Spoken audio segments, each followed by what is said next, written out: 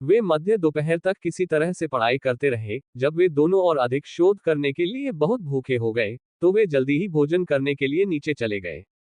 मुझे अपनी सहनशक्ति का प्रशिक्षण करना चाहिए और फिर शाम को अपने मन को सुधारने के लिए ध्यान करना चाहिए। लेकिन क्या मैं फिर से आ सकती हूँ? दाना ने एक सौम्य मुस्कान के साथ पूछा। मैं तुम्हें किसी भी समय अपने घर बुलाना पसंद करूंगा, काल ने सहमति जताई। उसके आसपास रहकर पढ़ाई करना बहुत ही सुखद था और वो सबसे अजीबोगरीब चीजें जानती थी। अकादमी में एक दोस्त का होना अच्छा था और जितना अधिक उसने जादूगरों के आगे बढ़ने के तरीके के बारे में सीखा, उतने ही अधिक विचार काल को मिले कि वो अपने कौशल का विस्तार कैसे कर सकता है। ध्यान एक तकनीक के रूप में कुछ मूल्यवान लग रहा था। ट्रेन की गाड़ी में क्रिस्टल बॉल ने कहा कि वो उसके जानवर के स्थान को देख सकती है, इसलिए उसके और उसे सुधारने की विधि के बीच कुछ संबंध होना चाहिए। अगर सब कुछ अंदर के राक्षस द्वारा संचालित होता, तो यह अन्य अभिजात वर्ग के बिल्कुल विपरीत होता, जिनका पूरा लक्ष्य किसी तरह से खुद को मजबूत करना था। आप क्या सोचते हैं, हॉक? क्या ध्यान उस जगह को बेहतर बनाने का तरीका है जहां आप हैं? काल ने पूछा। पता नहीं, लेकिन अगर यह बड़ा हो, पेड़ हो और चूहे हो, तो अच्छा रहेगा। चूहों को मत भूलना। काल चूहों को अंतरिक्ष में जीवित नहीं छोड़ना चाहता था, क्योंकि उसे डर था कि इससे वे उससे जुड़ जाएंगे और उसे एक प्रताड़ित पृथ्वी चूहे के साथ साथी के रूप में रहना पड़ेगा, जब तक कि हॉक उसे मार नहीं देता। कम से कम ये दुर्भाग्यपूर्ण होगा। इसलिए जब वो दोपहर के भोजन के बाद बगीचे में लौटा, तो वह नारियल के 2 पेड़ों की छाया में झूले में लेट गया और अपनी आंखें बंद करके उस स्थान पर ध्यान केंद्रित करने लगा। पहले तो ऐसा लगा कि कुछ नहीं हो रहा था, क्योंकि वह हॉक के आराम करने के लिए एक देवदार के पेड़ की कल्पना करने की कोशिश कर रहा था। वह जगह बस वहां थी और खाली थी, लेकिन काल महसूस कर सकता था कि इसमें और भी कुछ होने की क्षमता थी। वो बस यह नहीं जानता था कि कैसे। अगली चीज जो उसने आजमाई वो थी ऊर्जा को अंतरिक्ष में केंद्रित करना, जैसे कि जब वह रैंड का उपयोग करना चाहता था। ध्यान करते समय ऊर्जा जोड़ने से अंतरिक्ष में किसी तरह से सुधार हो सकता है। ऊर्जा को कहीं जाना होगा, या ऐसा उसने मान लिया। ऐसा लगा कि कुछ हुआ है, लेकिन 1 घंटे बाद भी बदलाव नजर नहीं आया। यहां अच्छा लग रहा है, ऐसा करते रहो, हॉक ने प्रोत्साहित किया। इससे काल ने अपनी ऊर्जा को उस वृक्ष की छवि पर केंद्रित किया, जिसे वह हॉक के रहने के लिए बनाना चाहता था। दूसरे घंटे के दौरान घोंसले के पास जमीन से एक पेड़ की टहनी उग रही थी। अंधेरे में एक देवदार की शाखा। ये वास्तव में काम कर रहा था, बस तुरंत नहीं जैसा कि उसने उम्मीद की थी। रात के अंत में पेड़ लगभग उतना ही ऊंचा हो गया था जितना कि वह था, लेकिन काल तरोताजा और सशक्त महसूस कर रहा था, जैसे कि सुधार ने उसे कुछ अतिरिक्त ऊर्जा दी हो। ये परीक्षण करना काफी आसान होगा। आज फिर से कक्षा का दिन था और उसका पहला पाठ जादूगरों के साथ कौशल नियंत्रण में था। ऐसा लग रहा था कि सप्ताहांत ने उन सभी के लिए बहुत अच्छा समय व्यतीत किया है, तथा वे सभी आज अधिक तरोताजा और अभ्यास के लिए तैयार दिख रहे थे, जबकि पिछली बार शुक्रवार को उन्होंने उन्हें देखा था। आप सभी का स्वागत है। आज हमारे साथ एक अतिरिक्त डिफेंडर है। काल और हॉक के साथ यहाँ ग्रेजुएटिंग क्लास से टोरी भी होगी, जो आप सभी को प्रेरित करने में मदद करेगी। शिक्षक ने मुस्कुराते हुए घोषणा की। टोरी एक लंबी गोरी लड़की थी, जो लगभग 18 वर्ष की थी, जो कि उसके कांस्य पदक के अनुसार अकादमी में स्नातक होने की आयु थी तथा आरोही रैंक थी। इसलिए वह इस कक्षा की किसी भी छात्रा से व्यक्तिगत रूप से अधिक मजबूत थी और उसने अपने बालों को आकर्षक लिटों में बांधा हुआ था। साथ ही उसने छोटी प्लीटेड यूनिफॉर्म स्कर्ट पहनी हुई थी, जो कि छात्रों के बीच कुछ हद तक दुर्लभ थी, क्योंकि लगभग सभी लोग पैंट पहनना पसंद करते थे। वह ऐसी लड़की लगती थी जो स्कूल में बेहद लोकप्रिय होनी चाहिए, लेकिन यहाँ के छात्रों के चेहरों को देखकर ऐसा लगता था कि या तो वह मीन गर्ल्स में से एक थी या फिर किसी अन्य कारण से उससे नफरत की जाती थी। बेशक ऐसा इसलिए हो सकता है क्योंकि उन्हें अपनी कक्षाओं में संघर्ष करना पड़ता था, जिससे वे नाराज हो जाते थे। लेकिन वह एक आरोही जादूगर के रूप में स्नातक हो रही थी, इसलिए वो कोई सुपर प्रोडिजी नहीं थी जिससे हर कोई अपने कौशल के बारे में हीन महसूस करता। अब क्या हम सब तैयार हैं? बहुत बढ़िया, जब आप तैयार हो तब शुरू करें। काल ने हॉक को बुलाया, जो हवा में उड़ गया, जबकि टोरी ने एक के बाद एक छोटे नीले गोले बनाने शुरू कर दिए, जो उसके चारों ओर एक चक्र में तैरने लगे। ये देखना दिलचस्प था। उसने बस उन्हें अपने हाथ में बनाया, फिर छोड़ दिया, और वे उसके चारों ओर मंडराते हुए धीरे धीरे परिक्रमा करने लगे। तभी हमले शुरू हो गए और काल को एहसास हुआ कि इस कक्षा में हर कोई उसे नापसंद क्यों करता है। गोलाकार वस्तुओं ने जादू के छोटे छोटे बोल्ट छोड़े, जो मंत्रों को रोककर उन्हें मार्ग से हटा देते थे, या कमजोर जादूगरों के मामले में उन्हें पूरी तरह से निष्प्रभावी कर देते थे। लेकिन गोले नष्ट नहीं हुए। वे धीरे धीरे और अधिक हमले करते रहे, और जैसे जैसे वह और अधिक गोले बनाने का काम करती गई, उनकी संख्या बढ़ती गई। काल ने जल्दी ही महसूस किया कि उन्होंने अग्नि और जल जादूगरों के हमलों पर बहुत कम प्रभाव डाला, लेकिन ठोस हमलों और जादुई मिसाइलों को उन्हें रोकने के बाद अपने रास्ते पर बने रहने में बहुत कठिनाई हुई। पानी के हमले ठीक थे। हॉक के मन में उनके रैंड के चारों ओर बहने के लिए उनके खिलाफ व्यक्तिगत प्रतिशोध था, और इसने काल को अग्नि जादूगरों से निपटने के लिए छोड़ दिया। 1 दर्जन गोले बनाने के बाद टोरी ने और गोले बनाना बंद कर दिया, और उसे सिर्फ मंत्र को बनाए रखने पर ध्यान केंद्रित करना पड़ा। ये केवल समय की बात होगी कि वह थक जाए या मंत्रों को ताज़ा करने की जरूरत हो, लेकिन वर्तमान में वर्ग द्वारा किए गए हमलों में से 3/4 को रोका जा रहा था। काल खुद की गति पर भी काम कर रहा था। उसे मंत्रों को रोकने के लिए उन पर अधिक शक्ति लगाने की आवश्यकता नहीं थी। रैंड हमलों को अलग करने और कम शक्ति आउटपुट पर भी उन्हें अस्थिर करने के लिए प्रवृत्त था। इससे उसे पूरी शक्ति से बहुत कम उपयोग करने और फिर भी अवरोधों को पूरा करने की अनुमति मिली। सुपरविशन और थोड़े अभ्यास के साथ वो हमलों से बचाव करने में बहुत अच्छा हो रहा था, लेकिन हॉक और भी तेजी से सुधार कर रहा था। छोटा पक्षी पानी के जादूगरों के हिट करने के प्रयासों का मजाक उड़ा रहा था, और वे अपने जादू का इस्तेमाल करने के तरीके में रचनात्मक होने लगे थे। अंततः एक जादूगर अपनी पानी की गोली को छोटी छोटी वर्षा की बूंदों के संग्रह में बदलने में कामयाब रहा, जो रैंड हमले के बाद केवल 1/3 बूंदों को ही मार पाने के बाद एक बंदूक की तरह लक्ष्य पर जा गिरी। जादूगर ने पूरी तरह से हताश होकर अकेले ही एक नए मंत्र में महारत हासिल कर ली थी। दोपहर के भोजन के बाद युद्ध प्रशिक्षण था, जो सुबह के कौशल प्रशिक्षण के मानसिक कसरत के विपरीत शारीरिक रूप से थका देने वाला था। काल को यकीन था कि अगर वे इसे ज्यादा समय तक जारी रखते हैं तो वो कुछ हफ्तों के भीतर पूरी तरह से थक जाएगा और सिर्फ ऑटो पायलट पर काम करेगा, लेकिन सार्जेंट रीटा को ज्यादा चिंता नहीं थी। क्या पूरे दिन उच्च तीव्रता वाली कक्षाएं लेना थोड़ा ज्यादा नहीं है? अभी तो दोपहर के सिर्फ 4 बजे हैं और मुझे इतना दर्द हो रहा है कि मैं मुश्किल से हिल पा रहा हूँ। दिन भर की ट्रेनिंग खत्म होने के बाद उन्होंने शिकायत की। सौभाग्य से आपके शरीर के अनुकूल होने तक आपकी बालकनी में बगीचा आपको तरोताजा रखने में मदद करता है। कुछ हफ्ते दें और यह आपके लिए पूरी तरह से स्वाभाविक हो जाएगा, रीता ने जोर देकर कहा। क्या यह इसी तरह काम करता है? सार्जेंट ने उसकी शिकायत पर आह भरी और काल को खड़ा होने में मदद की। ये बिल्कुल ऐसे ही काम करता है, और जितना ज्यादा आप पहले कुछ हफ्तों में खुद को आगे बढ़ाएंगे, उतनी ही तेजी से आप ट्रेनिंग शेड्यूल के हिसाब से ढल जाएंगे। लंबे समय के फायदे के लिए थोड़े समय की तकलीफ। काल ने आह भरी। वो वास्तव में उसे गलत साबित नहीं कर सकता था, लेकिन उसे ये संदेह था कि जैसे जैसे वो मजबूत होता जाएगा, प्रशिक्षण कठिन होता जाएगा, इसलिए वो वास्तव में प्रशिक्षण स्तर के अनुकूल कभी नहीं हो पाएगा।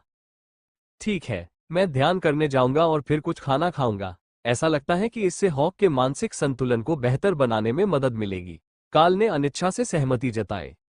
सार्जेंट ने उसके साथ और बहस नहीं की। उसने बस अपना नोटपैड निकाला और उसके अभ्यास के बारे में अपनी टिप्पणियां लिखी और ध्यान से मदद मिलने की टिप्पणी की। काल जानता था कि अब यह उसकी दिनचर्या में शामिल हो जाएगा क्योंकि उसे पता चल गया है, लेकिन यह सबसे अच्छा था क्योंकि उसे अपने रहने की जगह में विंडस्पीड हॉक को खुश रखने के लिए इसकी आवश्यकता थी। इसकी तुलना में विकास के अतिरिक्त प्रभाव केवल एक बोनस थे, क्योंकि जब बाज को किसी चीज की आवश्यकता होती थी या वह कुछ चाहता था तो वह अपने मन में बहुत मुखर होता था, इसलिए उसे ऊबने देना उसके मानसिक स्वास्थ्य के लिए एक आपदा होगी। आज कैफेटेरिया का खाना थोड़ा अलग लग रहा था। उसने साइड सलाद के साथ पास्ता स्पेशल ऑर्डर किया था, लेकिन खाने का स्वाद उसे याद से थोड़ा अलग था और ऊर्जा की मात्रा निश्चित रूप से ज्यादा थी।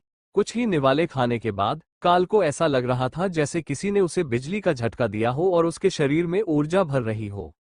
उसने खाना खत्म कर लिया और कुछ ऊर्जा खर्च करने के लिए जॉगिंग करने जा रहा था, लेकिन ऐसा लगा कि ध्यान लगाना और इस ऊर्जा को पालतू बनाने की जगह में एकीकृत करने की कोशिश करना ज्यादा सार्थक होगा।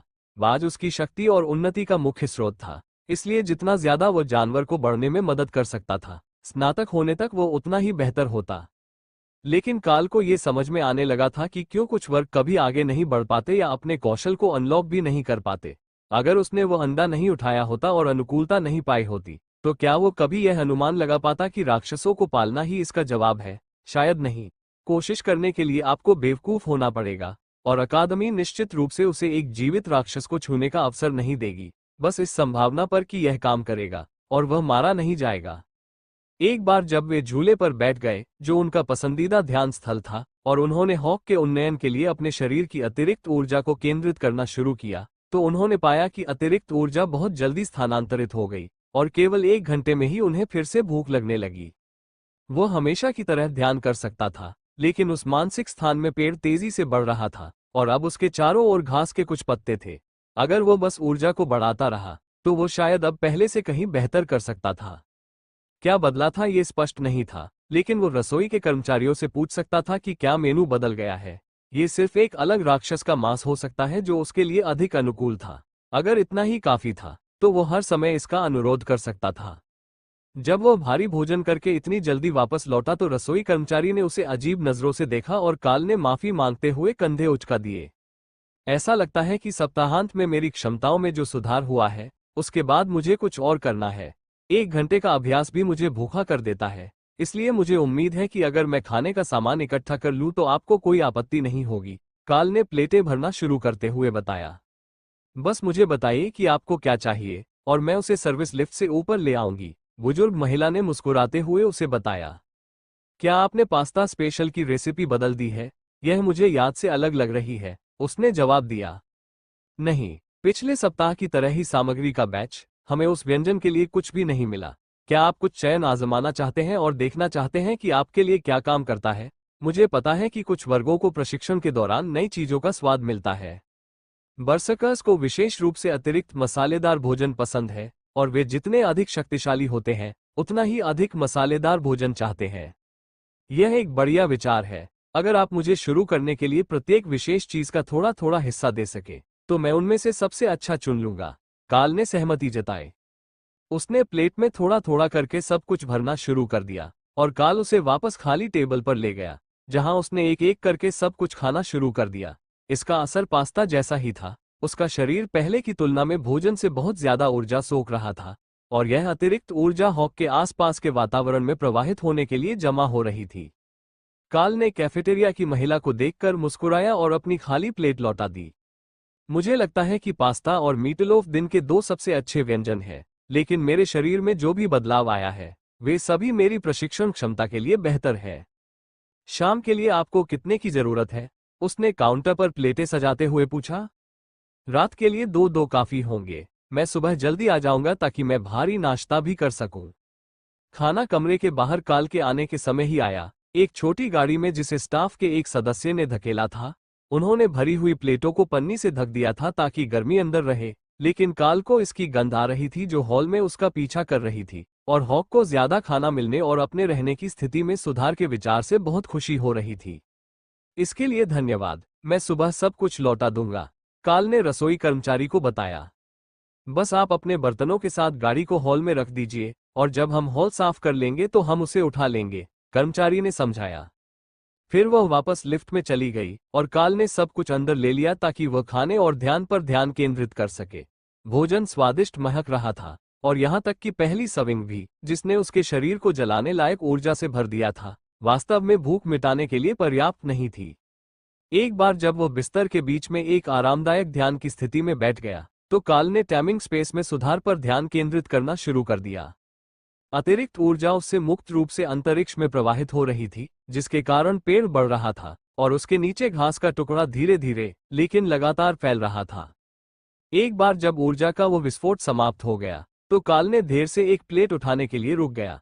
जाहिर सी बात है कि पास्ता डिश ही पसंद की जाएगी, क्योंकि वो निश्चित रूप से जानता था कि यह एक बढ़िया डिश है और उसने इसे कुछ ही मिनटों में खा लिया, जबकि थोड़ी देर के लिए वह सोच रहा था कि सुबह में उसे अपने इस अतिभोग पर कितना पछतावा होगा।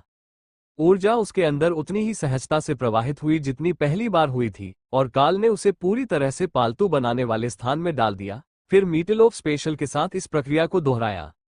जैसे ही उसने उस स्थान से ऊर्जा को अंतरिक्ष में स्थानांतरित करना समाप्त किया, उसके मन में पूर्णता की भावना प्रकट हुई, जैसे कि वह और अधिक ऊर्जा स्थानांतरित नहीं कर पाएगा। यह एक अच्छा संकेत था कि यह कोई अथाह गड्ढा नहीं था जहां वह बिना किसी अंत के ऊर्जा फेंक रहा था, लेकिन अंतरिक्ष स्वयं पूर्ण से बहुत दूर था। जैसे जैसे जगह में और अधिक बदलाव का विरोध होने लगा, काल ने सावधानीपूर्वक घोंसले को पेड़ पर ऊपर ले जाया ताकि हॉक को सोने के लिए अधिक प्राकृतिक स्थान मिल सके और नीचे की ओर छोटे घास के टुकड़े को देखा। इस दर से बाकी जगह को घास से भरने में महीनों लग जाएंगे। आकाश और बाकी सब कुछ जोड़ना तो दूर की बात है, जो इसे अपनी छोटी सी दुनिया जैसा महसूस करा सके। लेकिन उसके शरीर में शक्ति की भावना उसके शरीर में मौजूद ऊर्जा की प्रचुरता से प्रभावित हो रही थी, जो भोजन से बची हुई थी और जानवर के स्थान से भी। शायद वह सार्जेंट रीटा को अगले सप्ताहांत अपनी ताकत का परीक्षण करने के लिए बुला सकता था, जब उसके पास समायोजित होने के लिए अधिक समय था। वह वास्तव में जागृत मानक तक पहुंच सकता था, और केवल रैंड की आक्रमण शक्ति के आधार पर नहीं। अब जबकि जानवरों का स्थान फिलहाल पूरी तरह से तृप्त हो चुका था, काल ने यह देखने पर ध्यान केंद्रित किया कि वह बची हुई ऊर्जा के साथ क्या कर सकता है। सूची में सबसे पहले, चूंकि यह भोजन आधारित था, अतिरिक्त ऊर्जा को सीधे हॉक को देने की कोशिश करना था। पक्षी के शरीर ने खुशी खुशी शक्ति को स्वीकार किया, लेकिन काल यह नहीं बता सका कि इससे कोई सराहनीय अंतर आया या नहीं। हालांकि इससे हॉक खुश हुआ, इसलिए यह वास्तव में कोई नुकसान नहीं था। वे अब भागीदार थे, और एक खुश साथी कभी भी बुरी बात नहीं थी। रात के बाकी समय में काल ने अपनी सारी ऊर्जा का उपयोग हॉक को सशक्त बनाने के लिए करने पर ध्यान केंद्रित किया, जो अंततः अपने विकास के चरण के अंत तक पहुंच गया था, और केवल शक्ति में वृद्धि शुरू हुई थी, लेकिन आकार में नहीं। काल ने नाश्ते में बचे हुए 2 भोजन खत्म करने में किसी तरह कामयाबी हासिल की, क्योंकि हॉक को फिर से भूख लग रही थी, और वह अपने भोजन को स्वादिष्ट बनाने के लिए मांस और जामुन की दैनिक खुराक के अलावा फिल्टर की गई ऊर्जा चाहता था। हॉक ने जितनी मात्रा में खाया, काल को लगा कि उसने जंक फूड के सेवन को बहुत सीमित कर दिया होगा। ये हॉक के भोजन के लिए एक अच्छा मसाला था, और यह उसकी भूख को नुकसान नहीं पहुंचाता था, इसलिए उसे हर समय इसका उपयोग न करने देने का कोई वास्तविक कारण नहीं था। सार्जेंट रीटा का इंतजार करने के लिए आंगन से कमरे की ओर लौटते समय काल ने जाकर 3 और माउंटेन गूजेबेरी तोड़ ली। अब जब तुम पूरी तरह से बड़े हो गए हो, तो तुम और जामुन खा सकते हो। वे तुम्हें मजबूत नहीं बनाएंगे, लेकिन मुझे पता है कि उनका स्वाद अच्छा है, काल ने अति प्रसन्न विंडस्पीड हॉक को सूचित किया। हम बढ़िया सामान, मैं इन्हें हर चीज पर लगाऊंगा, हॉक ने सहमति जताई। इससे काल को एक विचार आया। हॉक जो मांस खा रहा था, वह बिल्कुल सादा मांस था। आमतौर पर उसकी मां द्वारा खरीदे गए डिस्काउंट कट्स को रात भर सॉस में भिगोया जाता था। अगर वह आंवलों को पानी के कटोरे में निचोड़ता और उनके साथ मांस भी डाल देता, तो ये सब कुछ कोट कर देता, ठीक वैसे ही जैसे हॉक चाहता था, बिना जामुन खत्म किए। वह आज रात को इसकी व्यवस्था कर देगा, ताकि हॉक का भोजन कल के लिए तैयार हो जाए। दरवाजे पर दस्तक से उसे पता चला कि काम पर जाने का समय हो गया है, और जब उसने दरवाजा खोला तो उसने देखा कि रीता खाली बर्तनों से भरी गाड़ी को उत्सुकता से देख रही थी। कल मेरी भूख में कुछ बदलाव आया।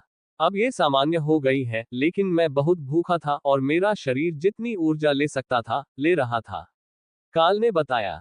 यह अपेक्षाकृत सामान्य है। यह आमतौर पर योद्धाओं के साथ होता है जब उनका शरीर एक रैंक आगे बढ़ता है और उन्हें एक नए शक्ति मानक के अनुकूल होने की आवश्यकता होती है। मुझे संदेह है कि आपने वास्तव में कल रात शरीर में जागृत रैंक हासिल की है, या हॉक ने किया था, और ऊर्जा की आवश्यकता आपसे आनी चाहिए थी। इन 2 उत्तरों में से एक उत्तर संभवतः सही है। उसकी प्रगति कैसी हो रही है? रीता ने उत्तर दिया। वो एक विंडस्पीड हॉक के लिए पूरी तरह से विकसित दिखता है। कल रात जब मैं उसमें और मेरे दिमाग में जगह बनाने के लिए ऊर्जा भर रहा था, तब वो फिर से तेजी से बढ़ रहा था, लेकिन फिर वो स्थिर हो गया। काल ने हॉक को बिस्तर पर बुलाया, और रीटा गर्व से सचते हुए हॉक को बेहतर ढंग से देखने के लिए झुकी। अब वो ज्यादा परिपक्व लग रहा है। उसके मुलायम पंख गायब हो गए हैं, और पिन पंख पिछले बार की तुलना में बड़े और मजबूत है। तुम्हारा हुनर शानदार है। विंडस्पीड हॉक को परिपक्व होने में 1 सप्ताह लगेगा। भले ही तुम्हारी योग्यता सिर्फ लड़ाकू पक्षियों को प्रशिक्षित करने की ही क्यों न हो, मैं गारंटी दे सकता हूं कि अकादमी अभी भी इसे एक बेहतरीन सफलता मानेगी। काल ने सार्जेंट की ओर मुस्कुराते हुए कहा, अगर यह एक बड़ी सफलता है, तो इसका मतलब है कि अधिक संसाधन होंगे, है ना? हम अभी भी आपके द्वारा दिए गए संसाधनों को पूरा कर रहे हैं, लेकिन अब जब हॉक पूरी तरह से परिपक्व हो गया है, तो उसका विकास धीमा हो गया है, और उसे इस तरह की दर से बढ़ने के लिए मेरे प्रयासों से कहीं अधिक की आवश्यकता होगी। सार्जेंट रीटा ने हंसते हुए कहा, अगर आप इसी दर से आगे बढ़ते रहे, तो बाकी कुलीन लोग खुद को क्या कहेंगे? मुझे लगता है कि यह स्वाभाविक है कि आपको किसी बिंदु पर धीमा होना होगा और अपनी शक्तियों को मजबूत करना होगा, लेकिन अगर आप हॉक को अतिरिक्त ऊर्जा देते रह सकते हैं, तो उसे अपेक्षाकृत कम समय में जागृति से आरोही रैंक की ओर बढ़ना चाहिए। मैं आपके लिए जो भी संसाधन उपलब्ध करा सकता हूं, ढूंढ लूंगा। हालांकि मुझे नहीं पता कि हॉक अब क्या उपयोग कर सकता है, क्योंकि हमने उन 2 तरीकों को आजमा लिया है जो इसके लिए सबसे अधिक लाभकारी प्रतीत होते हैं। ठीक है, अगर ताकत के पत्थर का एक उन्नत संस्करण है या कुछ और अधिक शक्तिशाली रक्त संचारित है तो ये बहुत अच्छा होगा। मुझे नहीं पता कि वायु पत्थर बहुत कुछ करेगा या नहीं। वो अभी भी दूसरे को पचा रहा है और पहला इतना शक्तिशाली था कि उसने बहुत बड़ी सफलता हासिल की। लेकिन अगर अन्य वायु प्रकार के संसाधन हैं तो शायद वे भी उसकी मदद करेंगे। हर बार जब वह बेहतर होता है तो मेरा शरीर भी बेहतर होता है। मुझे बस अपने कौशल और सहनशक्ति को प्रशिक्षित करने की आवश्यकता है। इसलिए हॉक के लिए संसाधन मेरे विकास के लिए सबसे प्रभावी तरीका प्रतीत होता है, काल ने सुझाव दिया। हॉक निश्चित रूप से उस योजना का प्रशंसक था। अगर काल मजबूत हो जाता तो उसे कोई आपत्ति नहीं थी, वे एक टीम थे। लेकिन अगर योजना उसे सबसे शक्तिशाली विंडस्पीड हॉक बनाने की थी तो यह निश्चित रूप से एक अच्छा विचार था। उनका अगला पड़ाव उनके सामान्य प्रशिक्षण मैदान पर वापस था और हॉक अपने नए कौशल के साथ वर्ग के जादूगरों को दिखाने में सक्षम होने के लिए उत्सुक था। अब जब वो पूरी तरह से बड़ा हो गया था और उसकी शक्ति बेहतर हो रही थी तो वह लक्ष्यों की रक्षा के लिए कई और शॉट्स को रोक सकता था।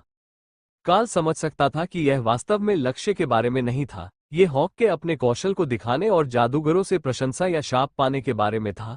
हॉक के दिमाग में दोनों ही बातें ठीक थीं जब तक वे उसकी ताकत को पहचान रहे थे। हॉक के दिमाग में ये सबसे महत्वपूर्ण हिस्सा था जो उन्हें याद दिलाता था कि वह यहाँ शिकारी था और सभी चूहे उसके थे। मैं कसम खाता हूं कि हॉक हम पर हमला कर रहा है। ये दिन प्रतिदिन बेहतर होता जा रहा है, बस हमें ये याद दिलाने के लिए कि हम इसके नीचे हैं। जादूगरों में से एक ने कक्षा के अंत में पसीने से लथपथ और थका हुआ घोषणा की। यह एक विंडस्पीड हॉक है। क्या आपको सचमुच लगता है कि इसमें जादूगरों के प्रति कोई जन्मजात द्वेष है? दूसरों में से एक ने उपहास किया। सभी लोग जल जादूगरों की ओर देखने लगे जिनके तरल आक्रमणों ने पक्षी को विशेष रूप से पागल कर दिया था और फिर प्रश्नकर्ता की ओर देखने लगे। मेरा मतलब सामान्य तौर पर है, ये बहुत स्पष्ट है कि हॉक को पानी के हमलों से नफरत है, लेकिन मुझे संदेह है कि वह सामान्य तौर पर जादूगरों से नफरत करता है। काल मुस्कुराया। काश वे जानते कि हॉक वास्तव में खुद को मनुष्यों से बेहतर समझता था, जो उड़ नहीं सकते थे, मुश्किल से देख सकते थे और अपने भोजन का शिकार भी नहीं कर सकते थे। ये तथ्य कि हॉक खुद अपना भोजन खुद नहीं खोजता था, उसके दिमाग में विलासितापूर्ण जीवन जीने का मामला था। इसलिए यह बात मायने नहीं रखती थी। कम से कम उसके लिए तो यह मायने नहीं रखती थी। आराम करने के बजाय हॉक ने दोपहर के समय आकाश में चक्कर लगाने का फैसला किया, जबकि काल ने अपने मार्शल आर्ट कौशल का प्रशिक्षण लिया। उसकी बड़ी उम्मीद थी कि उसे आखिरकार कुछ ऐसा मिल जाएगा जिसका इस अकादमी में शिकार किया जा सके। दुर्भाग्य से वहां कोई कृंतक, कोई कीट, मैदान के आसपास घूमने वाला कुछ भी नहीं था। जादूगरों ने अकादमी पर जो जादू डाला था और शक्तियों के निरंतर उपयोग ने बहुत पहले ही अकादमी से सब कुछ डरा दिया था और उसे नाश्ते के लिए शिकार करने के लिए मैदान के आसपास के खेतों में जाने की अनुमति नहीं थी। काल के शब्द थे, जहां मैं तुम्हें देख सकूं वहां रहो, और ये दीवार के दूर के खेतों तक नहीं फैला था। अगर काल ने उसे वहां रहने के लिए कहा होता जहां दूसरे लोग उसे देख सके तो हॉक शायद हार मान लेता और वापस अंदर जाकर आराम करता। लेकिन शिकार तो वैसा नहीं हुआ जैसा उसने उम्मीद की थी, लेकिन हॉक को कुछ अच्छी चीजें जरूर मिली। शक्ति प्रशिक्षण मैदान के किनारे एक सुंदर पेड़ था जहां वो छाया में अपने पंखों को आराम दे सकता था। एक इमारत पर एक नक्काशी थी जो लगभग उसकी तरह दिखती थी। एक बूढ़ी औरत थी जो उसकी तस्वीरें लेती रहती थी, और अंत में ट्रक डॉक पर आ गया। एक बार जब वो समझ गया कि ये चीजें कैसे काम करती हैं, तो उसे बहुत मजा आएगा। आसमान से भी वो बता सकता था कि डॉक के पीछे की इमारतें अच्छी चीजों से भरी हुई हैं। काल ने ज्यादातर हॉक के कारनामों को नजरअंदाज किया और कभी कभार ही उसे याद दिलाया कि वह किसी के लिए परेशानी न पैदा करे या अजनबियों से खाना न ले। हर कोई नहीं जानता कि वह काल का हॉक था, इसलिए कुछ लोग उसे जहर देने या उस पर हमला करने की कोशिश कर सकते थे, जैसे कि वह कोई जंगली राक्षस हो। सार्जेंट रीटा के पास उनके अध्ययन के लिए जानकारी से भरी एक और पुस्तक थी, इस बार मॉन्स्टर बायोलॉजी पर, इस उम्मीद में कि उन्हें कुछ ऐसा मिल जाएगा जो हॉक को तीव्र गति से बढ़ने में मदद कर सकता है। हर एलीट मशहूर, शक्तिशाली या दोनों बनना चाहता था। यहाँ प्रशिक्षण व्यवस्था का पूरा उद्देश्य यही था। इसलिए एक निजी प्रशिक्षक के रूप में उसका काम काल को आगे बढ़ने में मदद करने और उस क्षमता को पूरा करने में मदद करना था जिसके बारे में वरिष्ठ कर्मचारियों ने उसे ट्रेन में देखकर माना था। यदि अंतिम परिणाम तीव्र प्रारंभिक विकास था जो ठहराव और विकास में ठहराव की ओर ले जाता था, तो इसका मतलब यह था कि वे उसके प्रशिक्षण में अगले चरण को नहीं समझ पाए थे। लेकिन अगली बार जब वे इस तरह की कक्षा देखेंगे तो वे उसके अनुभव को आधार रेखा के रूप में उपयोग कर सकते हैं और वहां से नए अभिजात वर्ग का विकास शुरू कर सकते हैं। काल अपने कमरे की बालकनी में पाठ्य पुस्तकों के ढेर के साथ बैठा था। ये पता लगाने की कोशिश कर रहा था कि क्या हॉक को जागृत अवस्था से आरोहित अवस्था तक बिना किसी बड़ी देरी के आगे बढ़ने में मदद करने का कोई निश्चित तरीका होगा। विंडस्पीड हॉक के बारे में जो कुछ भी वह जानता था, उसके अनुसार उनकी प्रगति आमतौर पर रैन के साथ बेहतर कौशल के साथ साथ बढ़ी हुई क्षमता शक्ति स्तर से होती थी। मन से भरे राक्षस रक्त को दूसरे भाग में मदद करनी चाहिए, और वे दैनिक प्रशिक्षण कर रहे थे, जिसे करने के लिए किसी भी जंगली हॉक के पास कभी कोई कारण नहीं होगा। ज्यादातर इसलिए क्योंकि वे खाने के लिए शिकार करते थे, खेल के लिए नहीं। इसलिए वे अपने कौशल का इस्तेमाल दिन में 100 बार नहीं करते थे। इससे उन्हें जंगली जानवरों की तुलना में कुछ हद तक फायदा मिला, लेकिन उनके कौशल को बार बार निखारने के अलावा भी कुछ और करना था। हॉक ने पहले ही हेडमास्टर की पवन मालाओं से पवन अवरोध सीख लिया था, इसलिए विंडस्पीड हॉक रहस्यवादी संसाधनों से बिल्कुल नई चीजें सीख सकता था, बस उसे उन पर अपना हाथ रखना था। दरवाजे पर दस्तक ने उसे असमंजस से बाहर निकाला और काल दरवाजा खोलने गया, जहां उसने देखा कि दाना मुस्कुरा रही थी और उसके हाथ में किताबों से भरा एक बैग और खाने की एक छोटी प्लेट थी। मैं हॉक के लिए एक उपहार लाया हूं।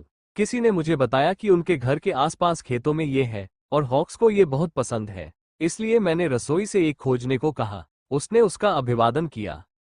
इससे हॉक का ध्यान आकर्षित हुआ और वह दूसरे कमरे से उड़कर उसके कंधे पर आ बैठा और प्लेट की जांच करने लगा। यह एक छोटा जानवर था जिसकी खाल उतारी गई थी, लेकिन वह पूरी तरह से कच्चा और अक्षत था। लेकिन विंडस्पीड हॉक के लिए इसकी गंध दिव्य थी। यह एक आयरन जॉ मोल है। वे खेत के कीट हैं, क्योंकि वे अपने घोंसलों के लिए बड़े बड़े गड्ढे खोदते हैं।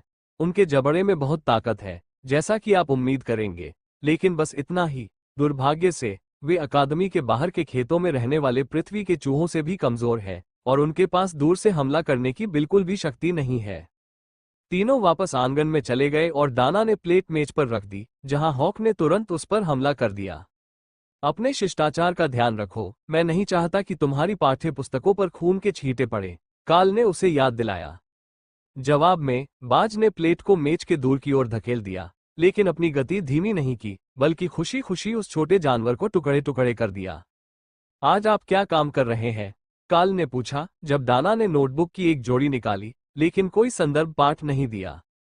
मन नियंत्रण शिक्षक के अनुसार मैं अभी भी हर मंत्र के लिए बहुत अधिक उपयोग करता हूं, और यही अक्षमता है जिसके कारण मुझे कई मंत्रों और मेरी चैनलिंग गति में परेशानी हो रही है। अभी के लिए उन्होंने मुझे केवल मैजिक मिसाइलों और कोहरे पर ध्यान केंद्रित करने और अभी तक अपने मंत्रों के संग्रह का विस्तार न करने के लिए कहा है, अन्यथा मैं नए मंत्रों में बुरी आदतों को शामिल कर लूंगा। इसलिए मैं अपनी कार्यक्षमता को यथाशीघ्र बढ़ाना चाहती हूँ, दाना ने बताया। हॉक ने दिलचस्पी से ऊपर देखा। ऐसा लग रहा था कि यह विषय उसके लिए भी उपयोगी होगा। वो इस तरह से ज्यादा पानी की गेंदों को मार सकता था और जादूगरों को चिढ़ा सकता था। जादूगरों को चिढ़ाना हॉक की अपेक्षा से कहीं ज्यादा मजेदार था, खासकर तब जब उन्हें सीधे उस पर हमला करने की अनुमति नहीं थी। यह अच्छी सलाह लगती है। मुझे हॉक को आगे बढ़ाने का कोई तरीका ढूंढना होगा, क्योंकि अब वो पूरी तरह से विकसित हो रहा है। ये सब अच्छा खाना और हॉक्स के लिए उपयुक्त कुछ विशेष चीजें उसे रिकॉर्ड समय में पूरी तरह से विकसित कर पाई है, लेकिन वो जल्द ही अपनी प्राकृतिक अड़चन में फंस जाएगा। और फिर यह प्रशिक्षण पर निर्भर करता है कि हम पहले सेमेस्टर के खत्म होने से पहले जागृत से आरोही तक छलांग लगा सकते हैं या नहीं। जब तक हॉक ने खाना खत्म नहीं कर लिया, वे कुछ मिनट तक चुपचाप अध्ययन करते रहे, और फिर पक्षी उड़कर पेड़ों पर चढ़ गया और उनके लिए एक नाशपाती ले आया, जो पूरी तरह से पका हुआ था। काल को गाइडबुक से यह याद आया। माना जाता है कि यह शरीर को तरोताजा करने और तनाव दूर करने में मदद करता है। जादुई पौधों का एक सामान्य प्रभाव, लेकिन अध्ययन करते समय उपयोगी होता है। काल ने उसे पतले टुकड़ों में काटा और हॉक ने एक छोटा सा टुकड़ा खाया, फिर अपने पंख फड़फड़ाए और दूर चला गया। नाशपाती की खुशबू बहुत अच्छी थी, लेकिन ये बहुत मीठी थी। हॉक को बिल्कुल भी पसंद नहीं थी। मनुष्य इसे खा सकते थे। काल ने हॉक की निराश नजर पर हंसते हुए नाशपाती को टुकड़ों में काट दिया ताकि वे उसे खा सके। फिर हॉक टेबल के पार चला गया और सीधे दाना के नोटपैड पर चला गया। तुम क्या कर रहे हो, छोटे आदमी? क्या हमने तुम्हें बहुत अनदेखा कर दिया है? उसने पूछा और उसके सिर को धीरे से सहलाया। हॉक ने ध्यान आकर्षित करने के लिए अपनी कमर कस ली, फिर खुद को हिलाया और ध्यान केंद्रित किया। उसने एक पंजा उठाया और अपने सामने एक ब्लेड बनाया, फिर तीव्रता को लगभग 0 तक कम कर दिया, फिर उसे फिर से ऊपर लाया, फिर नीचे तब तक किया जब तक वह लगभग अदृश्य नहीं हो गया। उसे बर्बादी के बारे में बताओ, हॉक ने पूछा। वो चाहता है कि आप ये समझें कि आप जितना ज्यादा खुद को आगे बढ़ाएंगे उतना ज्यादा मैना बर्बाद करेंगे।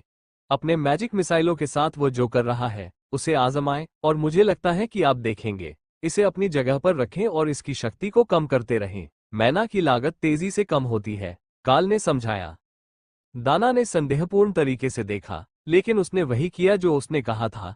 पहले कुछ मिसाइलें अकादमी के मैदान में लगभग फायर हो गईं, क्योंकि उसने पहले कभी उन्हें जगह पर रखने की कोशिश नहीं की थी। लेकिन कुछ मिनटों के बाद वो उन्हें पकड़ सकती थी और जहां चाहती थी वहां ले जा सकती थी, क्योंकि उसने धीरे धीरे डिफॉल्ट पूर्ण सक्रियण से बिजली को कम करके बमुश्किल रोशनी की चमक तक कम कर दिया था।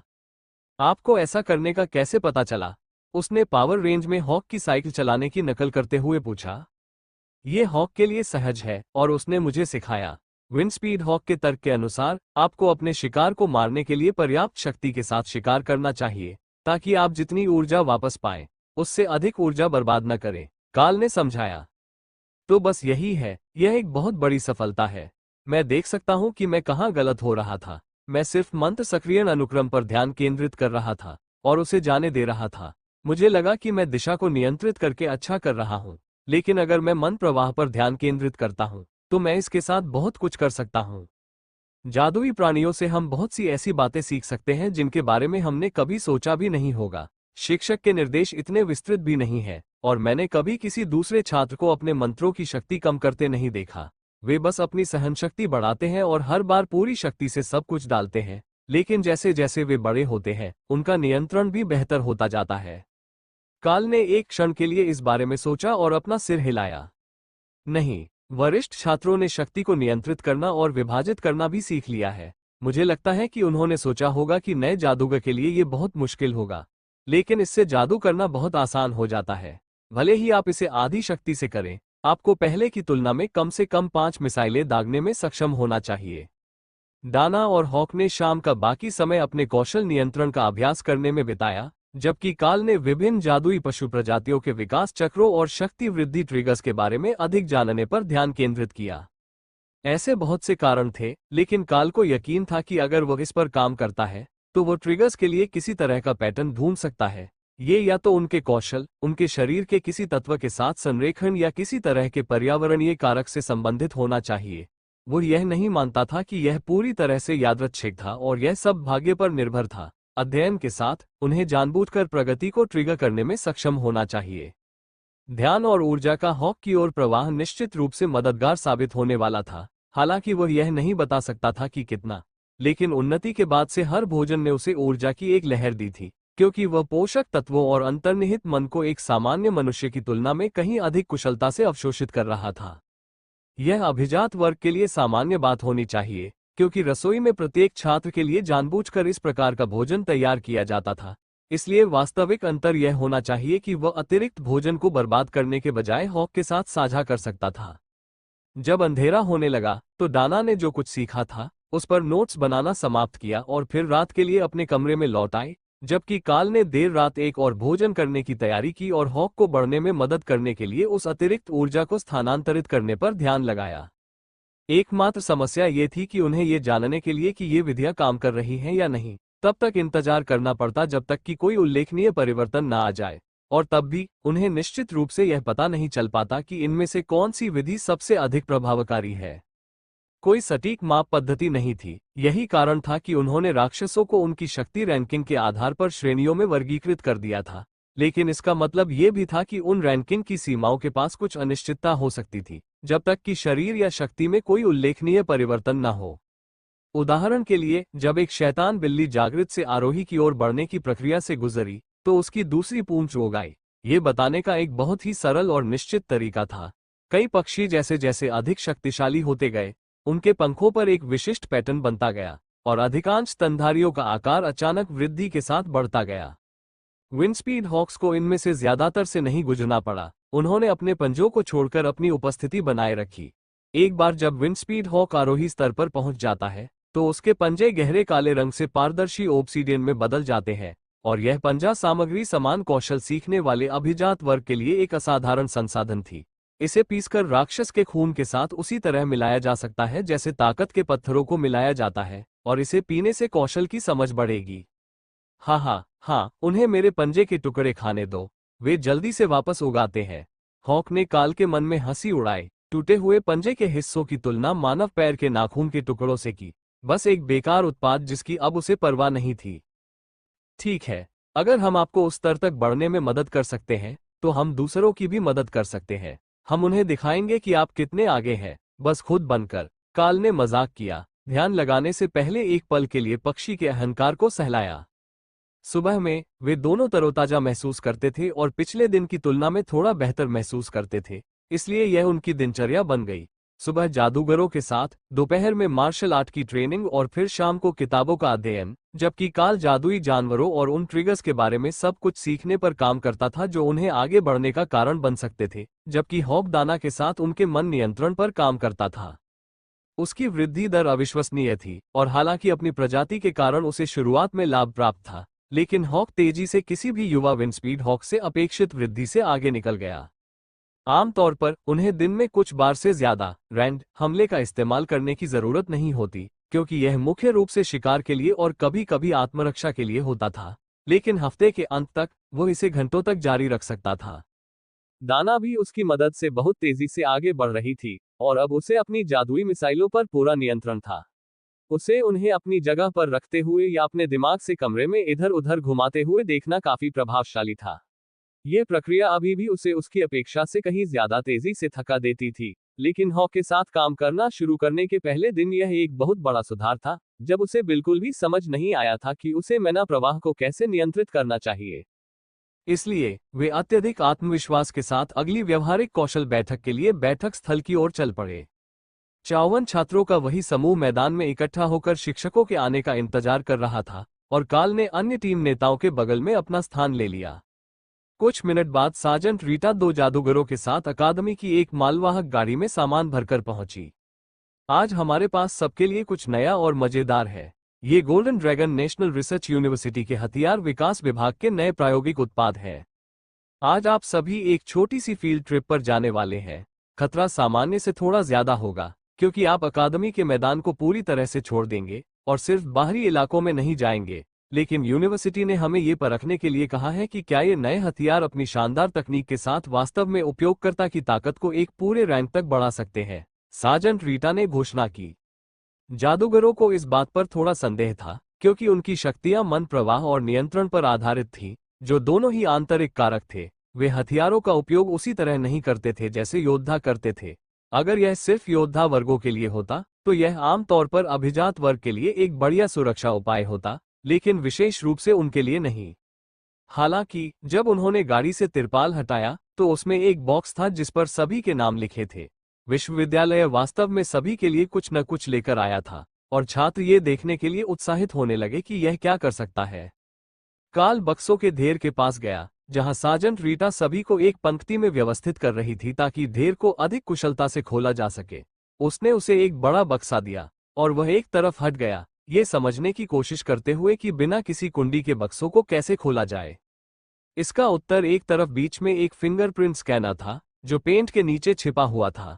शहर में पले बड़े छात्रों के लिए ये स्पष्ट था, लेकिन छोटे शहरों में उनके दैनिक जीवन में ऐसी उच्च तकनीक वाली सुरक्षा की कोई आवश्यकता नहीं थी। वे बस बक्से को बंद करके उसे सुरक्षित कहते थे। बक्से के अंदर नए दस्ताने थे, जो कम से कम बाहरी रूप से तो उसके पास पहले से मौजूद दस्ताने जैसे ही थे, लेकिन वे प्रशिक्षण इकाइयों की तुलना में हल्के थे, और उंगलियों के पंजे मिश्र धातु के बजाय किसी वास्तविक राक्षस के पंजे से बने हुए प्रतीत हो रहे थे। यह उनके रैंड हमले में किस तरह का अंतर लाने वाला था, यह एक रहस्य था, लेकिन हो सकता है कि उनके हाथ को लगभग कोहनी तक ढकने वाले साधारण काले धातु के ऊपरी दस्ताने के नीचे कुछ और छिपा हो, जो मैना चैनलिंग में मदद करता हो, या उनके कौशल के लिए किसी प्रकार के प्रवर्धक के रूप में काम करता हो। ये जानने का एकमात्र तरीका उनका परीक्षण करना था, इसलिए काल भीड़ से दूर चले गए, जहां योद्धा खुशी खुशी अपनी नई तलवारें लहराने लगे थे, और उन्होंने उन्हें हवा में पंजे से हमला करने के लिए प्रेरित किया। शक्ति सक्रियण बहुत अधिक स्वाभाविक लगता है, तब भी जब वह इसे नंगे हाथों से कर रहा होता है। तलवार कौशल के विपरीत, कौशल के लिए गॉटलेट सख्ती से आवश्यक नहीं थे। उसके पास अपने नाखून थे जो काम कर सकते थे, लेकिन उसके हाथों पर इन नए गॉटलेट के साथ शक्ति राक्षस के पंजों में प्रवाहित होती हुई प्रतीत होती थी, और वो अपने आप से प्रबंधित करने की तुलना में बहुत अधिक आसानी से आकार लेती थी। ऐसा महसूस नहीं हुआ कि यह सामान्य से अधिक शक्तिशाली था, और उसने जो ऊर्जा लगाई वह समान थी, लेकिन उसकी रिकवरी सामान्य से अधिक तेज थी, जैसे कि हथियार ने उसकी खर्च की गई ऊर्जा में से कुछ उसे वापस कर दी हो। इन गॉयटलेट्स के साथ काल को यकीन था कि वह पूरी सुबह आसानी से लड़ सकता है, और जादूगरों के साथ रक्षात्मक प्रशिक्षण के दौरान उसे ज्यादा ब्रेक नहीं लेने पड़ेंगे। यह निश्चित रूप से उसके सहपाठियों को पागल कर देगा कि उनके हमलों को रोकने के लिए इतने सारे कौशल आ रहे हैं, लेकिन वे किसी भी तरह बेहतर हो रहे थे, इसलिए यह उनके लिए अच्छा हो सकता है। सभी हथियार बांटने में कुछ ही मिनट लगे और जिस मैदान में वे इकट्ठे हुए थे वहां अराजकता फैल गई। चारों तरफ तलवारों के हमले और मंत्र उड़ रहे थे। एक तरफ एक बड़ा पत्थर का गोला खड़ा था और जमीन किसी के जादू से कांप रही थी। यह पागलपन था, लेकिन अध्यापकों ने तब तक इंतजार किया जब तक कि सभी छात्र शांत नहीं हो गए। उसके बाद ही उन्होंने कुछ कहा। ठीक है, सब शांत हो जाओ। तुम्हें पता है कि आगे क्या होने वाला है, लेकिन इस बार एक ट्विस्ट है। इस हफ्ते हम तुम्हें जोड़े में रखेंगे। बैग में हर नंबर के 2-2 हैं। एक पेपर उठाओ और आज के अभ्यास के लिए अपना साथी ढूंढो। तुम सब एक बड़े क्षेत्र में अकेले काम करोगे, इसलिए अगर कोई समस्या आती है तो बैकअप की उम्मीद मत करो, सार्जेंट रीटा ने समझाया, जबकि दोनों जादूगर अपनी चतुराई से अत्यधिक प्रसन्न दिख रहे थे। विश्वविद्यालय ने जादूगरों के लिए जो उपकरण बनाए थे वे प्रत्येक व्यक्ति के लिए अलग अलग थे, लेकिन अधिकतर वे क्रिस्टल और ट्यूबों से भरे एक छोटे आयताकार फ्रेम के रूप में थे, जिन्हें उपयोगकर्ता की बेल्ट से लटकाया जा सकता था। सौंदर्य की दृष्टि से वे एक अजीब विकल्प थे, लेकिन उन जादूगरों में से एक ने जो हुड वाला कोट पहना हुआ था, जिसके अंदर से तार गुजर रहे थे, उससे बेहतर थे। दाना के पास एक बक्सा था जो चपटा था और पेपरबैक उपन्यास से थोड़ा बड़ा था। इससे काल को एक बढ़िया विचार आया। अगर उन्हें इन प्रोटोटाइप को रखने की अनुमति दी जाती तो वो उनमें से कुछ पर एक नियमित पुस्तक कवर लगाने का सुझाव दे सकते थे, ताकि वे अकादमी के सामान्य परिधान के साथ थोड़ा बेहतर तरीके से मिश्रित हो सके। इससे उन्हें क्षति और गंदगी से भी बचाया जा सकता है, जो स्पष्ट रूप से जादूगर बढ़ाने वाले उपकरणों पर काम करने वाली डिजाइन टीम के लिए चिंता का विषय नहीं था। सार्जेंट रीटा, ये दस्ताने किस चीज से बने हैं, क्या आप जानती हैं? काल ने पूछा जब वो नंबरों का थैला लेकर उसके पास आए। जहां तक मुझे पता है, ये बस विभिन्न राक्षसों के अंगों का संयोजन है। ये जादुई जानवरों के पहलुओं को मिलाकर जादुई वस्तुएं बनाने जैसा है, उसने कंधे उचकाते हुए उत्तर दिया। काल ने बैग से एक नंबर निकाला और बाकी छात्रों के चुनने का इंतजार करने लगा। उसने 17 नंबर निकाला था, लेकिन शिक्षकों के चेहरे पर दिख रहे भाव से पता चल रहा था कि अपने साथी को खोजने के लिए सिर्फ अपना नंबर चिल्लाना बर्दाश्त नहीं किया जाएगा, या कम से कम नंबर बांटे जाने से पहले तो नहीं। इसलिए काल ने उन लोगों के साथ घूमने और नंबर चेक करने का फैसला किया जिन्हें उनके कार्ड मिल गए थे। वो शुरू में समूह के किनारे पर था और उसका रास्ता भीड़ के बीच से सार्जेंट के पीछे पीछे चल रहा था। दूसरे लोग भी यही कर रहे थे, लेकिन एक संगठित तरीके से।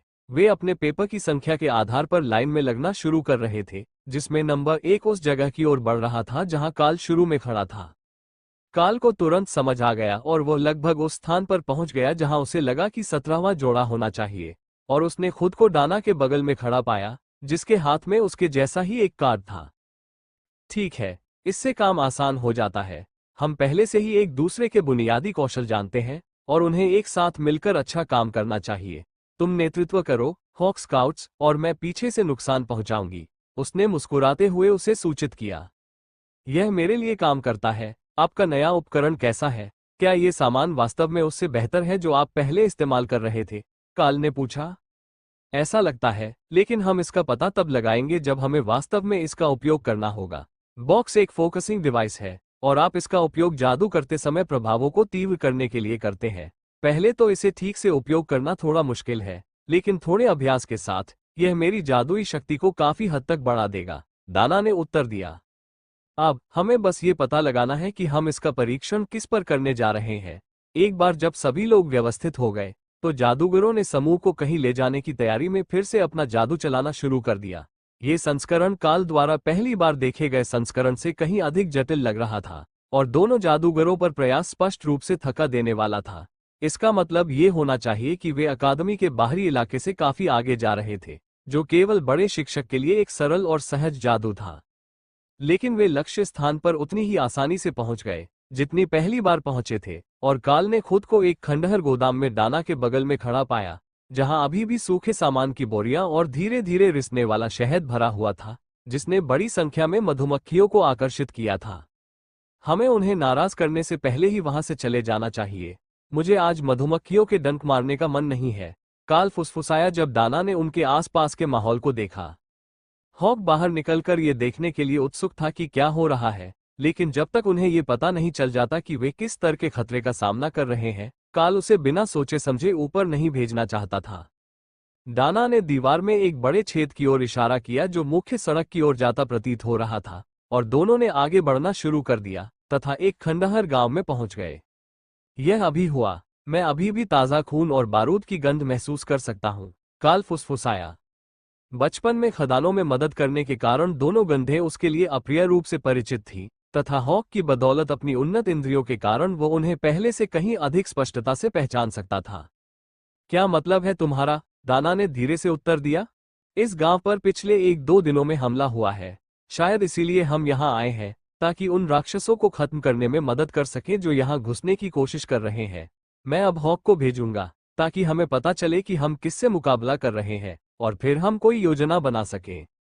यह अच्छी बात है कि आप अपने मन नियंत्रण पर काम कर रहे हैं, क्योंकि मुझे लगता है कि आज आपको कोहरे की तुलना में मैजिक मिसाइल की अधिक आवश्यकता होगी। ये प्रथम वर्ष के छात्रों के लिए एक क्रूर क्रैश कोर्स होगा, भले ही वे बैच के सर्वश्रेष्ठ चुने गए हों। वे अकादमी में केवल कुछ सप्ताह ही रहे थे, और वे ज्यादातर 1 या 2 योग्यताओं के साथ काम कर रहे थे जो अभी भी कॉमन ग्रेड में थी। इसका मतलब ये होना चाहिए कि यहाँ खतरे का स्तर बहुत अधिक नहीं था, लेकिन अगर यह सिर्फ सामान्य श्रेणी के राक्षस थे, तो शहर के लोगों को उन्हें भगाने में सक्षम होना चाहिए था। शायद प्रतिक्रिया जल्दी नहीं आई थी और अभिजात वर्ग ने शक्तिशाली राक्षसों से बहुत देर से निपटा था, जिससे छात्रों को केवल खतरनाक स्थानीय वन्यजीवों को ही खत्म करना पड़ा। गुस्साए सुअ है, हम उन्हें मार रहे हैं, है ना? तो फिर उन्हें खा लें, हॉक ने बताया। मुझे ठीक ठीक बताओ कि वे मेरे संबंध में कहाँ हैं और कितने हैं। मुझे ये भी जानना है कि उनमें से प्रत्येक कितना मजबूत है, या उनमें से कितने जागृत या उच्चतर है। काल ने जवाब दिया, हॉक को प्रशिक्षित करते हुए कि वह स्काउटिंग रिपोर्ट को कैसे संरचित करना चाहता था। 9 सुअ, सभी घायल। 1 में जागृत शक्ति है। इमारत से मेरी दिशा में 200 मीटर की दूरी पर। ओह, दक्षिण में और भी राक्षस है। अगर आप उस तरफ जाते हैं तो 6 गॉब्लिन है, कोई भी जागृत नहीं है। वे आलसी हैं, कैंप फायर बना रहे हैं। आप दिनचर्या जानते हैं, पहले काम करें और फिर खाएं। हमें गॉब्लिन के पास ले जाएं और अधिक राक्षसों पर नजर रखें। पुस्तक में कहा गया है कि गॉब्लिन बड़े समूहों में यात्रा करते हैं, इसलिए संभवतः उनके आसपास अधिक संख्या में होंगे, काल ने उत्तर दिया। कुछ जंगली सुअर हैं जिन्हें हॉक खाना चाहता है, लेकिन शहर के दक्षिणी हिस्से में गॉब्लिन है। इससे पता चलता है कि यहाँ हालात इतने खराब क्यों हुए। भले ही वे कमजोर हों, लेकिन वे ज्यादातर जंगली जादुई जानवरों से ज्यादा होशियार हैं, और वे बड़ी संख्या में आते हैं। हमें सबसे पहले यहाँ बचे हुए 6 लोगों को हटाना होगा, और फिर हम बाकी बचे लोगों तथा अन्य चीजों की तलाश कर सकते हैं। इसके अलावा कुछ भी, मतलब जीवित बचे लोगों के बारे में, लेकिन मिशन के आरंभ में ही यह बात जोर से कहना अशिष्टता होगी। दाना ने गंभीरता से सिर हिलाया। वह वास्तव में एक सच्चे राक्षस को व्यक्तिगत रूप से और जंगल में सिर्फ एक अन्य छात्र के साथ देखने के लिए तैयार नहीं थी, लेकिन वह जानती थी कि यह प्रशिक्षण मिशन था, और उन्हें विशेष रूप से इस खतरे से निपटने के लिए यहां भेजा गया था। हॉक ने शहर का चक्कर लगाया, और ऐसी हर चीज की तलाश की जो दूसरे 2 को मिल सकती थी।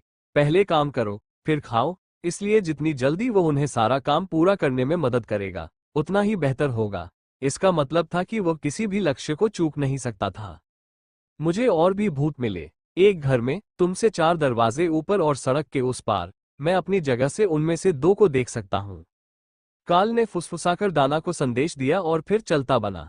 तुम क्या कर रहे हो? वो फुसफुसाई। अगर उन्हें पता चल जाए कि हमने उन्हें देख लिया है, तो वे घात लगाने की कोशिश करने के बजाय सहायता के लिए पुकारेंगे। हॉक की नजर उन पर है, वो उन्हें वास्तव में हम पर घात लगाने नहीं देगा। बस मेरे करीब रहो और जब वे दौड़ें, तो तुम मैजिक मिसाइल का इस्तेमाल करो, काल ने चलते हुए फुसफुसाते हुए कहा।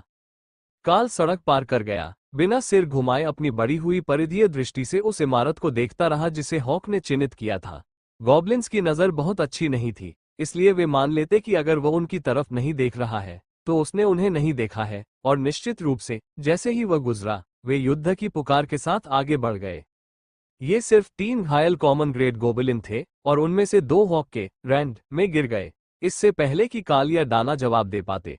काल ने अपनी उंगलियों के बल पर आखिरी को पकड़ लिया और शहर फिर से शांत हो गया।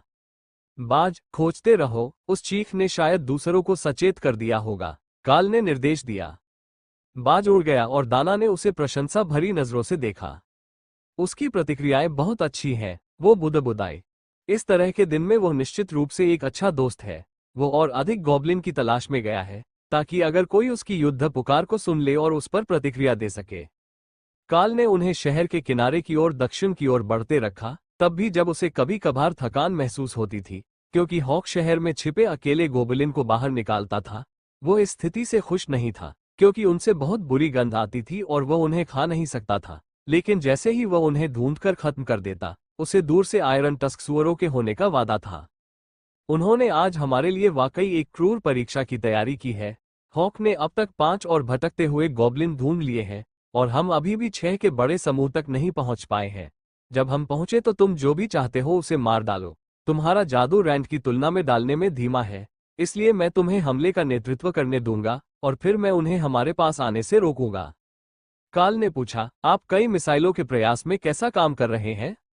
मैं अभी भी एक समय में केवल 2 को ही नियंत्रित कर सकती हूँ, लेकिन एक बार जब मैं मंत्र शुरू कर देती हूँ तो अगला वार भेजना बहुत तेज हो जाना चाहिए। क्या पैक में कोई जागृत रैंक वाला गॉब्लिन है? उसने जवाब दिया। हॉक के अनुसार वे सभी सामान्य श्रेणी के अनुयायी हैं, किसी मजबूत नेता का कोई संकेत नहीं है। जो अभिजात वर्ग यहाँ पहले आया था, उसने संभवतः मजबूत दुश्मनों से निपटा और फिर बाकी को छोड़ दिया, या वे भाग गए और वापस आ गए, काल ने उत्तर दिया। काल ने शहर के बाहरी इलाके में दूर से आग की लपटों की एक झलक देखी और अपनी उंगली को होठों पर रखकर संकेत दिया कि अब से आगे वह चुप रहेगा।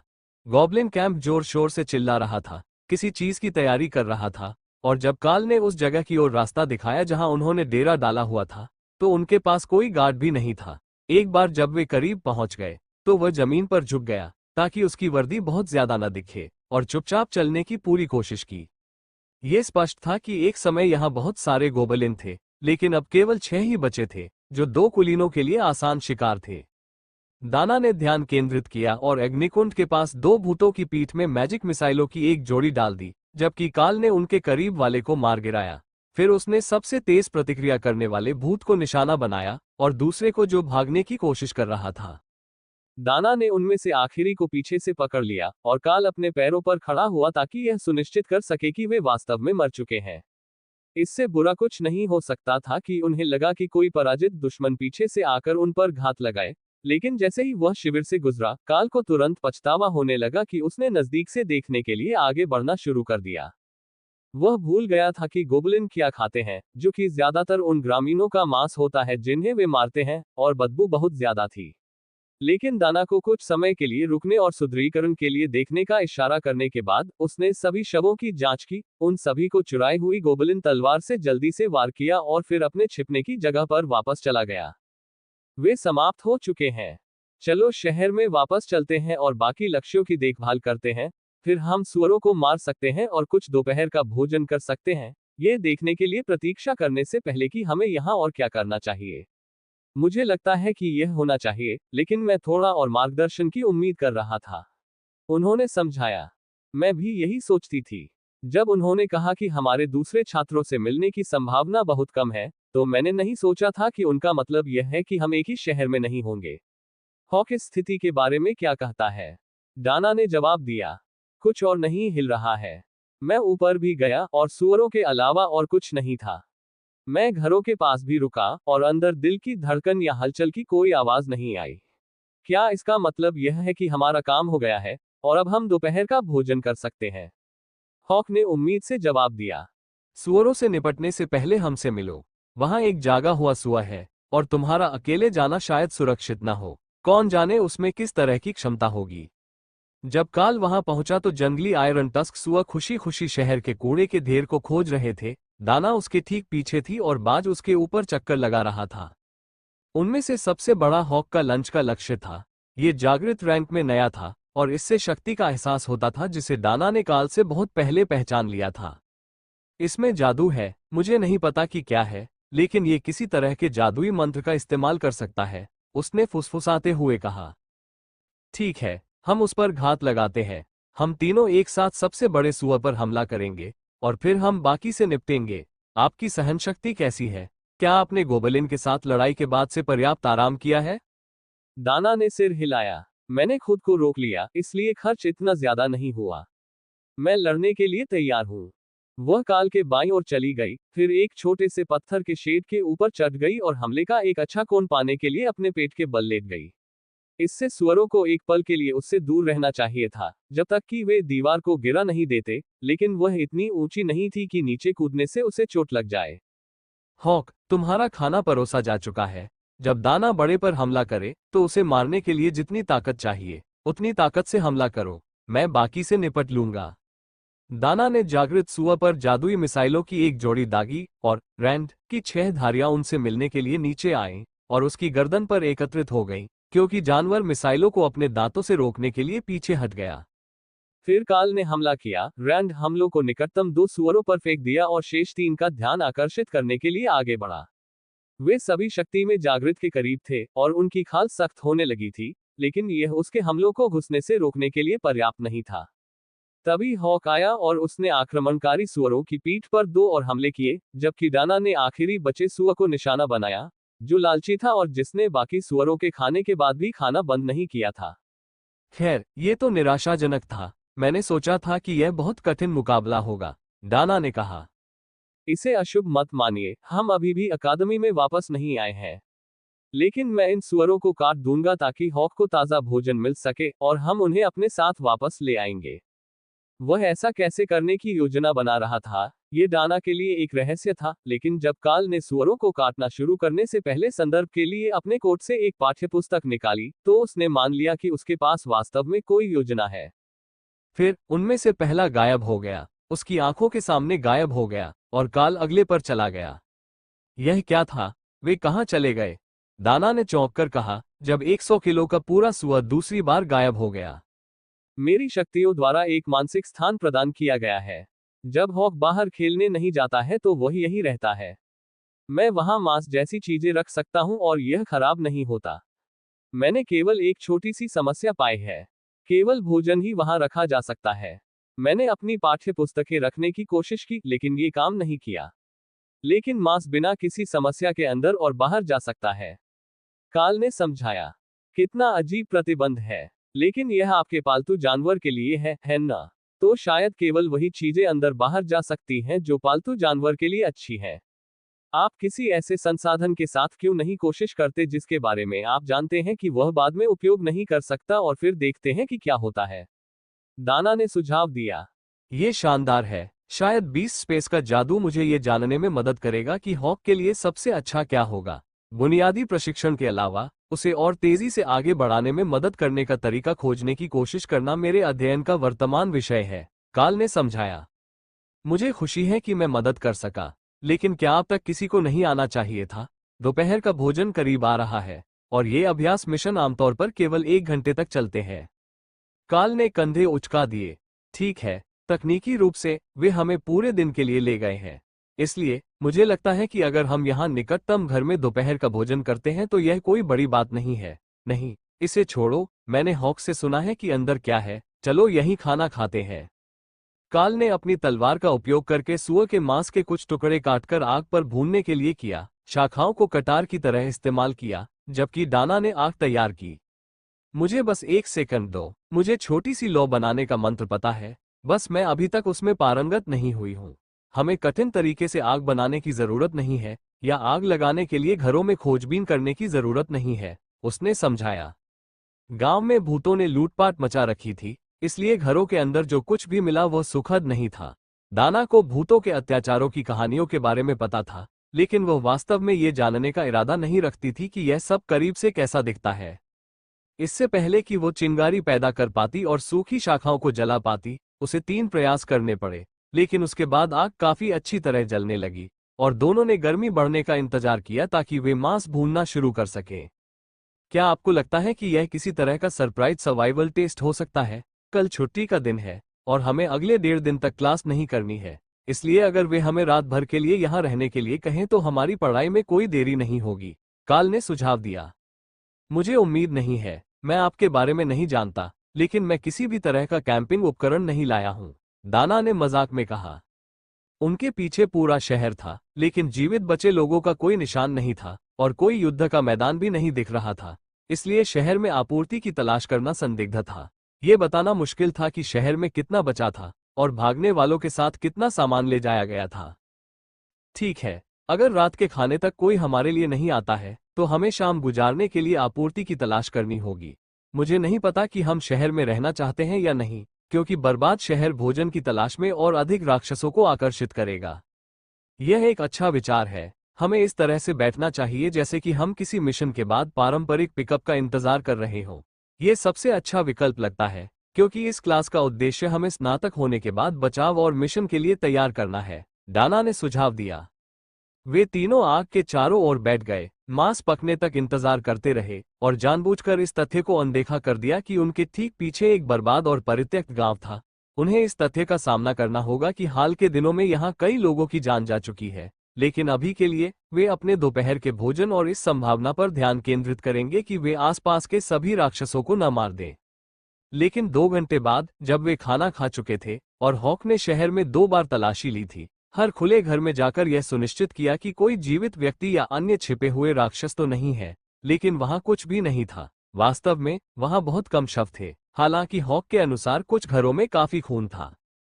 क्या हमें वापस वहीं जाना चाहिए जहां से हमने शुरुआत की थी, शहर के बीचों बीच? शायद वहां कोई संकेत हो जो हमें बता सके कि हमें क्या करना है। मुझे लगता है कि अब तक हमें कोई संदेश मिल जाना चाहिए था, और शायद हमें खाली शहर में नहीं भेजा जाना चाहिए था। मेरा मतलब है, इसके बारे में सोचो। हम दोनों तकनीकी रूप से अभी भी कॉमन ग्रेड है, हालांकि मैं पहले से ही पीक पावर में जागृत हूं। उन्हें हमें बहुत लंबे समय तक अज्ञात में बिना निगरानी के नहीं भेजना चाहिए था। अगर हम आयरन टस्क बोअर्स से निपटने के लिए यहां होते तो यह अधिक समझदारी भरा होता। शायद यहां हमसे मिलने के लिए कोई आया हुआ था, लेकिन गोबलिन हमले के कारण वे हमारे पहुंचने से पहले ही चले गए थे। तो आपको लगता है कि किसी को उन्हें यह बताना चाहिए था कि हमारा काम खत्म हो गया है? ये कुछ हद तक समझ में आता है, क्योंकि यह अकादमी द्वारा स्वीकृत है। शायद हम कुछ ऐसा खोज सकें जिससे हम उनसे संपर्क कर सकें। मेरा मतलब है, एक सेलफोन भी काम कर सकता है, और कुछ इमारतों में एक काम करने वाली लैंडलाइन होनी चाहिए, दाना ने सुझाव दिया। काल अपने पैरों पर खड़ा हुआ और हॉक को शहर में नजर रखने के लिए वापस भेज दिया, ताकि वे वापस शहर के चौराहे पर जा सके। यह एक भयानक एहसास था, क्योंकि अब चारों ओर कुछ भी नहीं था और न ही कोई हलचल थी, कोई पक्षी, कृंतक, कुछ भी नहीं। शहर पूरी तरह से शांत था। लेकिन वहां लाइटें जल रही थीं, इसलिए ये पूरी तरह नष्ट नहीं हुआ था, बस निर्जन रह गया था। ठीक उसी तरह जैसे जब वे पहुंचे थे, शहर का केंद्र खाली था, लेकिन अब काल राक्षसों की तलाश नहीं कर रहा था, बल्कि उन संकेतों की तलाश कर रहा था जिनसे पता चल सके कि कोई उनके आने की सूचना दे रहा है, और हो सकता है कि वो उनके लिए कोई संदेश छोड़ गया हो। काल ने शहर के केंद्र के बारे में जो पहली चीज देखी वह ये थी कि यह कितना साफ था। यहाँ युद्ध का कोई निशान नहीं था, इस बात का कोई संकेत नहीं था कि इस जगह की रक्षा के लिए आखिरी लड़ाई लड़ी गई थी। इसलिए तार्किक रूप से अधिकांश निवासियों ने बस शहर छोड़ दिया होगा, या शहर के किसी दूसरे हिस्से में अंत तक लड़ाई लड़ी होगी। काल ने अनिच्छा से पास की बड़ी पत्थर की इमारत की जांच की, जिसके दरवाजे खुले छोड़े गए थे, और पाया कि अंदर तो कुछ गड़बड़ थी, लेकिन यहाँ किसी लड़ाई का कोई संकेत नहीं था। तो या तो वे पहले ही चले गए थे, या हमला रात में हुआ था जब कोई काम पर नहीं था। अगर लड़ाई रात में हुई और हर गांव में सुरक्षा की परिधि को पार कर गई, तो ये समझ में आता है कि सड़कों पर देखने के लिए बहुत कम था। गॉब्लिन्स ने घरों पर हमला किया होगा, और जब तक अलार्म बजाया गया तब तक शहर के अधिकांश लोग अपनी नींद में ही मारे जा चुके होंगे। सरकारी भवन में अभी भी कंप्यूटरों के लिए बिजली थी, इसलिए काल ने दाना का ध्यान आकर्षित करने के लिए सीटी बजाई और उसे अंदर आने का इशारा किया। क्या आप जानते हैं कि यह कैसे काम करता है? मैंने पहले कभी यह ऑपरेटिंग सिस्टम नहीं देखा है, उसने पूछा। ओह, कोई समस्या नहीं है, हमने स्कूल में भी इसी का इस्तेमाल किया था। यह अभी भी लॉग इन है। मुझे आश्चर्य है कि जब आप बहुत देर तक बाहर रहते हैं तो उनके कंप्यूटर में टाइम आउट सुविधा क्यों नहीं होती, उसने पूछा। उसने कुछ बटन दबाए और फिर होम बटन पर क्लिक किया और मुस्कुरा दी। ऐसा लगता है कि उन्होंने हमें कोई संदेश छोड़ा है। होम स्क्रीन के बीच में एक टेक्स्ट फाइल है। प्रिय खोजकर्ता और बचाव दल, इस गांव के निवासी इस नोटिस के पोस्ट होने के 30 दिनों के भीतर वापस लौटने का इरादा रखते हैं, जिससे शहर की संपत्ति बचाव के लिए अयोग्य हो जाती है। लगातार आक्रमणों के खतरे के साथ एक आश्चर्यजनक गॉब्लिन हमले ने हमें सुरक्षित बिंदु अल्फा पर जाने के लिए मजबूर किया, जैसा कि इस स्थान के लिए सरकारी मानचित्रों पर निर्दिष्ट है, और एक बार जब क्षेत्र सुरक्षित माना जाता है और अभिजात वर्ग अपना काम पूरा कर लेते हैं, तो हम वापस लौट आएंगे। मेयर डिंगवाल, यह आज सुबह की बात है। जब ये पोस्ट किया गया था, तब हम संभवतः सुबह की ब्रीफिंग के लिए एकत्र हो चुके थे, लेकिन मुझे लगता है कि हमने जो खून देखा, वो उससे भी पुराना था, काल ने कहा। दाना ने संदेश के समय और उसके निहितार्थ के बारे में सोचा और फिर बाहर की ओर देखा। उन्होंने कहा कि हमले जारी रहने की संभावना है। हमें केवल कुछ मुट्ठी भर लोग ही मिले, साथ ही घरों के अंदर जो कुछ भी गोबलिन हॉक ने मारा था, ये वास्तव में कोई निरंतर खतरा नहीं है ना? मुझे लगता है कि आज रात वे फिर से जीवित बचे लोगों और लूट की तलाश में वापस आ सकते हैं। मुझे लगता है कि तुम सही हो, वे वापस आने वाले हैं। न केवल वो छोटा स्काउटिंग दस्ता जिसे वे यहाँ छोड़ गए हैं, बल्कि आपूर्ति की तलाश में एक पूरी गोबलिन जनजाति। राक्षस जीव विज्ञान पर मैंने जो किताब पढ़ी है, उसमें कहा गया है कि अगर वे इससे बच सकते हैं तो उन्हें दिन के समय बाहर रहना पसंद नहीं है, इसलिए ये संभवतः अंधेरा होने के बाद होगा। इससे हमें उनके आने से पहले लगभग 7 घंटे का समय मिल जाता है, यह मानते हुए कि वे शाम ढलने के साथ हमला करेंगे। लेकिन हम उनके लिए सुरक्षा और तैयारी के लिए क्या कर सकते हैं? यह इमारत ठोस पत्थर की है, जिसकी छत पत्थर की है, इसलिए ये बहुत बुरी नहीं है। हम सभी शटर बंद करके यहाँ प्रतीक्षा कर सकते हैं, या हम इस जगह को घेर सकते हैं और शहर में गोबलिन का शिकार करने के बाद वापस आ सकते हैं। वे भोजन की तलाश में भटकते समय यह उम्मीद नहीं कर सकते कि कोई उनका शिकार करेगा, काल ने सुझाव दिया। इसमें दिक्कत यह है कि मैं अंधेरे में नहीं देख सकता। शायद आप देख सकते हैं, लेकिन मैं निश्चित रूप से नहीं देख सकता। मैं अंधे होकर काम करूंगा, और मैं कोई नजदीकी लड़ाकू नहीं हूं, इसलिए मैं अपने कौशल के साथ अकेले पीछे नहीं रह सकता, दाना ने उसे याद दिलाया। तुम एक विशाल कोहरे का घेरा क्यों नहीं बनाते जो पूरे शहर को छिपा दे? इससे एक एक करके गोबलिन का शिकार करना आसान हो जाएगा। इसलिए मैं हॉक को खुले में किसी भी गोबलिन पर घात लगाने के लिए भेज सकता हूं, और फिर हम उन सभी से लड़ सकते हैं जो यहां तक पहुंचने में कामयाब हो जाते हैं। यदि वे अपने साथियों को नहीं देख पाते तो उन्हें तुरंत पता नहीं चलता कि उन पर हमला हो रहा है, तथा चिल्लाने से वे सीधे हमारे पास नहीं आ पाते, इसलिए हम छोटे छोटे समूहों में उनसे लड़ सकते हैं। जब तक कि शहर में कोई बेहतर इमारत न हो, लेकिन ऐसा लगता है कि बाकी सभी इमारतें लकड़ी की बनी हैं, और मुझे विश्वास नहीं होता कि अगर गोबलिन हताश होंगे तो वे हमें बाहर निकालने के लिए उन्हें जला नहीं देंगे। ठीक है, ये योजना काम करती है। मैं अब कोहरा बनाना शुरू कर दूंगी, क्योंकि यह तब तक बना रहता है जब तक मैं इसे खत्म नहीं करना चाहती। एक बार जब ये पूरे गांव को छिपा लेगा, तो हम थोड़ा और सुरक्षित हो जाएंगे। हॉक कोहरे के पार कितनी अच्छी तरह देख सकता है? दाना ने पूछा। इसे जमीन के करीब रखें और यह ठीक है। अगर आप कोहरे में 10 मीटर तक देख सकते हैं, तो इसका मतलब है कि अगर यह हवा में 10 मीटर पर समाप्त हो जाता है, तो हॉक इसे आसानी से देख सकता है। जमीन से 5 मीटर ऊपर भी गोबलिन को अंधा करने के लिए पर्याप्त होना चाहिए, और फिर भी उन्हें हवा से दिखाई देना चाहिए। ऊपर से हमला करने का यह एक विनाशकारी लाभ था, और गोबलिन अपने छापा मारने वाले दल पर राक्षस के हमले की उम्मीद नहीं कर सकते थे। बहुत से राक्षस गोबलिन पर हमला नहीं करेंगे, क्योंकि वे खाने योग्य नहीं थे। वे केवल तभी हमला करेंगे जब उनके क्षेत्र पर आक्रमण किया जाएगा, या गोबलिन लालच में आकर उन्हें निशाना बनाने की गलती करेंगे।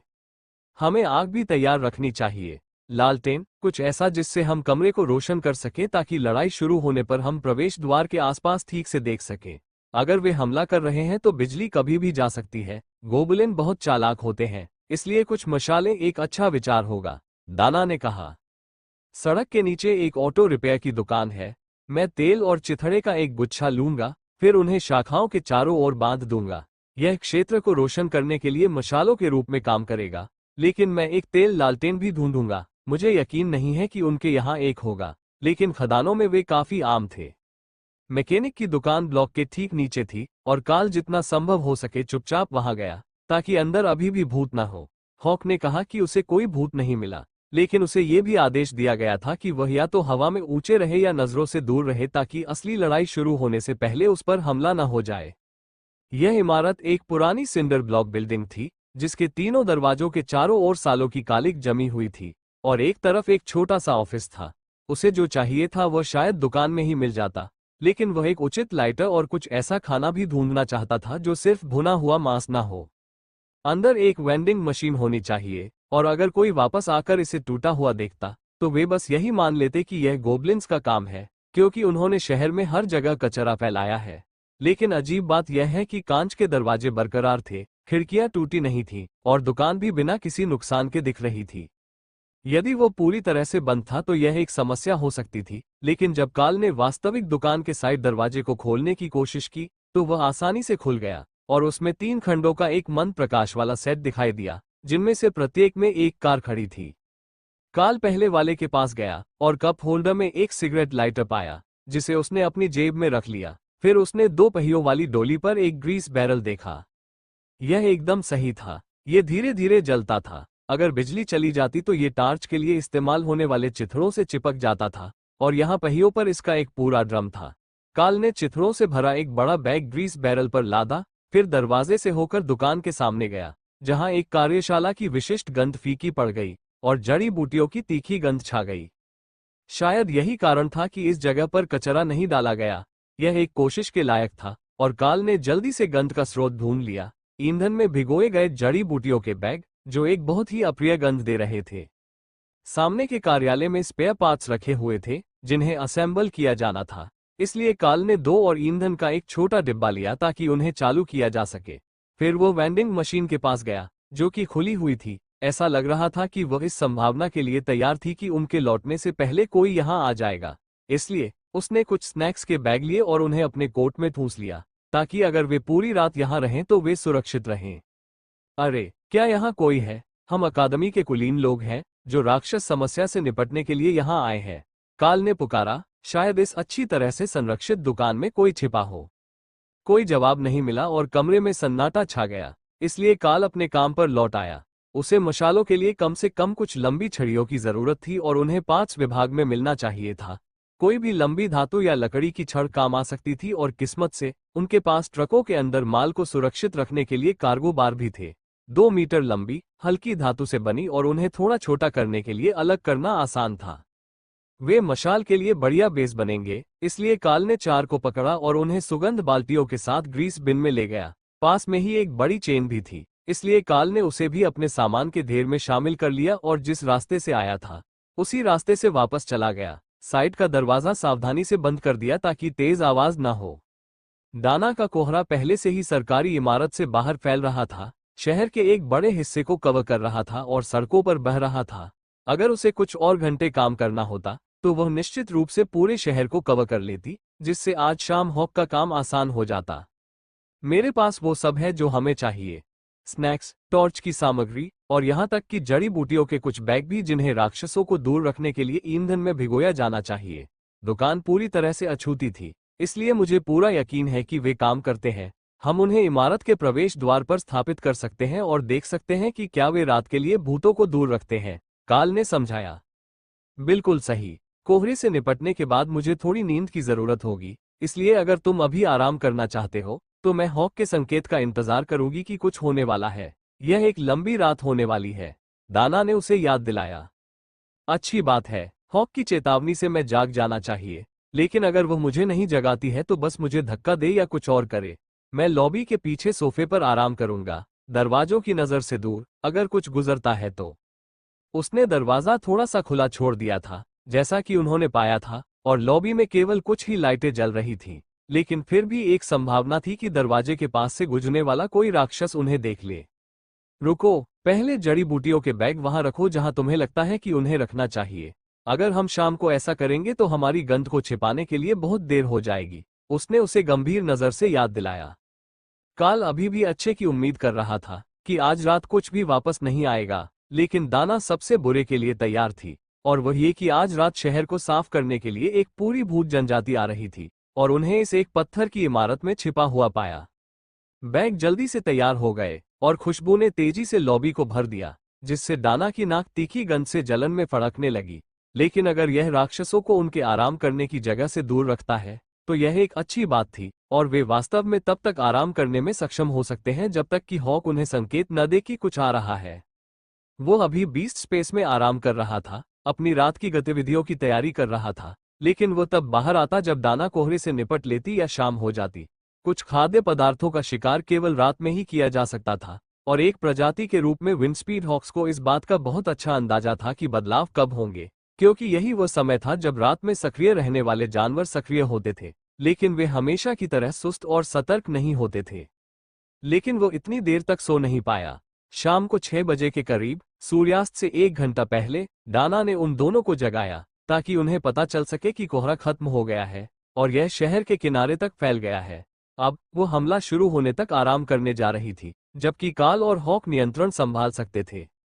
तुम्हें पता है कि क्या करना है। आसमान में ऊपर जाओ और सुनिश्चित करो कि कोई भी चीज चुपके से हम पर हमला न कर सके। अगर तुम्हें वहां कुछ भी हिलता हुआ दिखाई दे तो मुझे बताओ। बाज दोपहर के समय आकाश में उड़ गया और शहर के चारों ओर चक्कर लगाता हुआ ये देखने लगा कि कहीं कोई चीज उसके पास तो नहीं आ रही है। साथ ही वो उन सभी चीजों पर भी नजर रख रहा था जो कोहरे का फायदा उठाकर आगे बढ़ सकती है। उसे पूरा यकीन था कि उसने दिन में कुछ भी नहीं छोड़ा था, लेकिन उससे छिपने के हमेशा तरीके होते थे। इसलिए शायद बिल में छिपे चूहे की तरह शहर में भी राक्षस छिपे हुए थे जो बाहर आने का इंतजार कर रहे थे। वो सर्पिलाकार तरीके से शहर का चक्कर लगाते हुए 10 किलोमीटर आगे निकल गया था। तभी उसे वो चीज मिल गई जिसका वे इंतजार कर रहे थे। मुझे मिल गया। अब गॉब्लिन का एक पूरा झुंड शहर की ओर जा रहा है। वे अभी अपनी आग बुझा रहे हैं और आगे बढ़ना शुरू कर रहे हैं। क्या तुम चाहते हो कि मैं उनका पीछा करूं? उसने पूछा।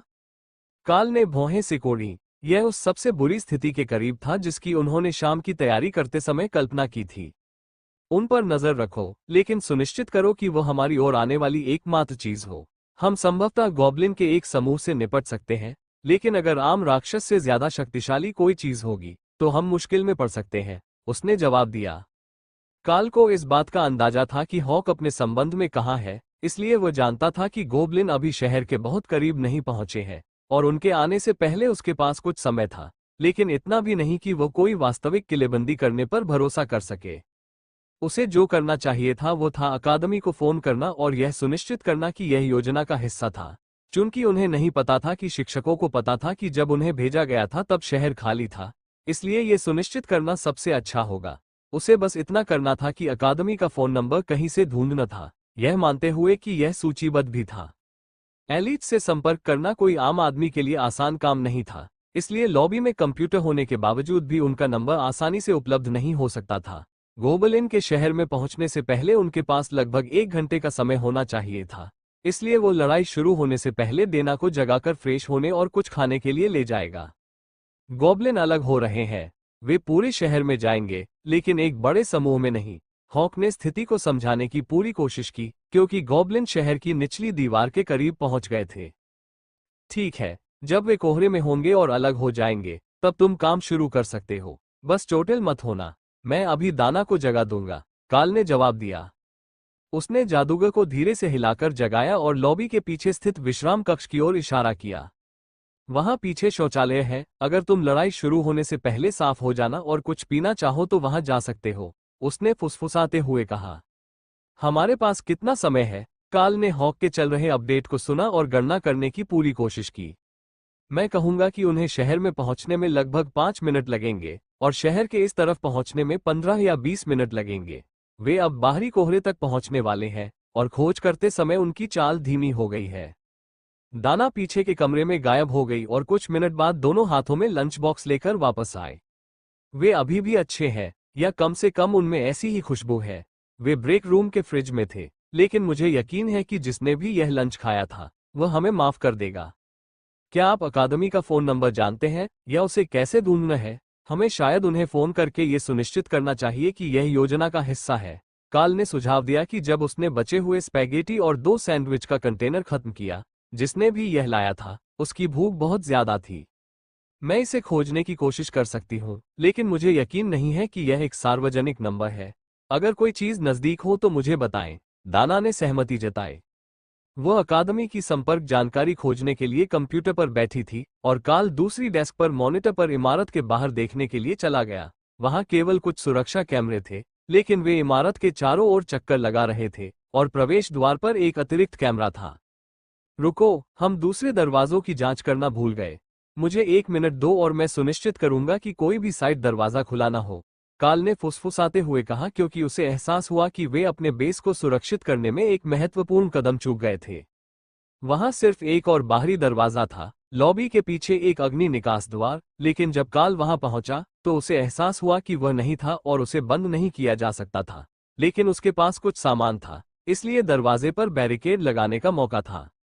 वो वापस सामने गया और कार्गो सुरक्षा बार और चेन की लंबाई ली जो उसने ऑटो रिपेयर शॉप से ली थी।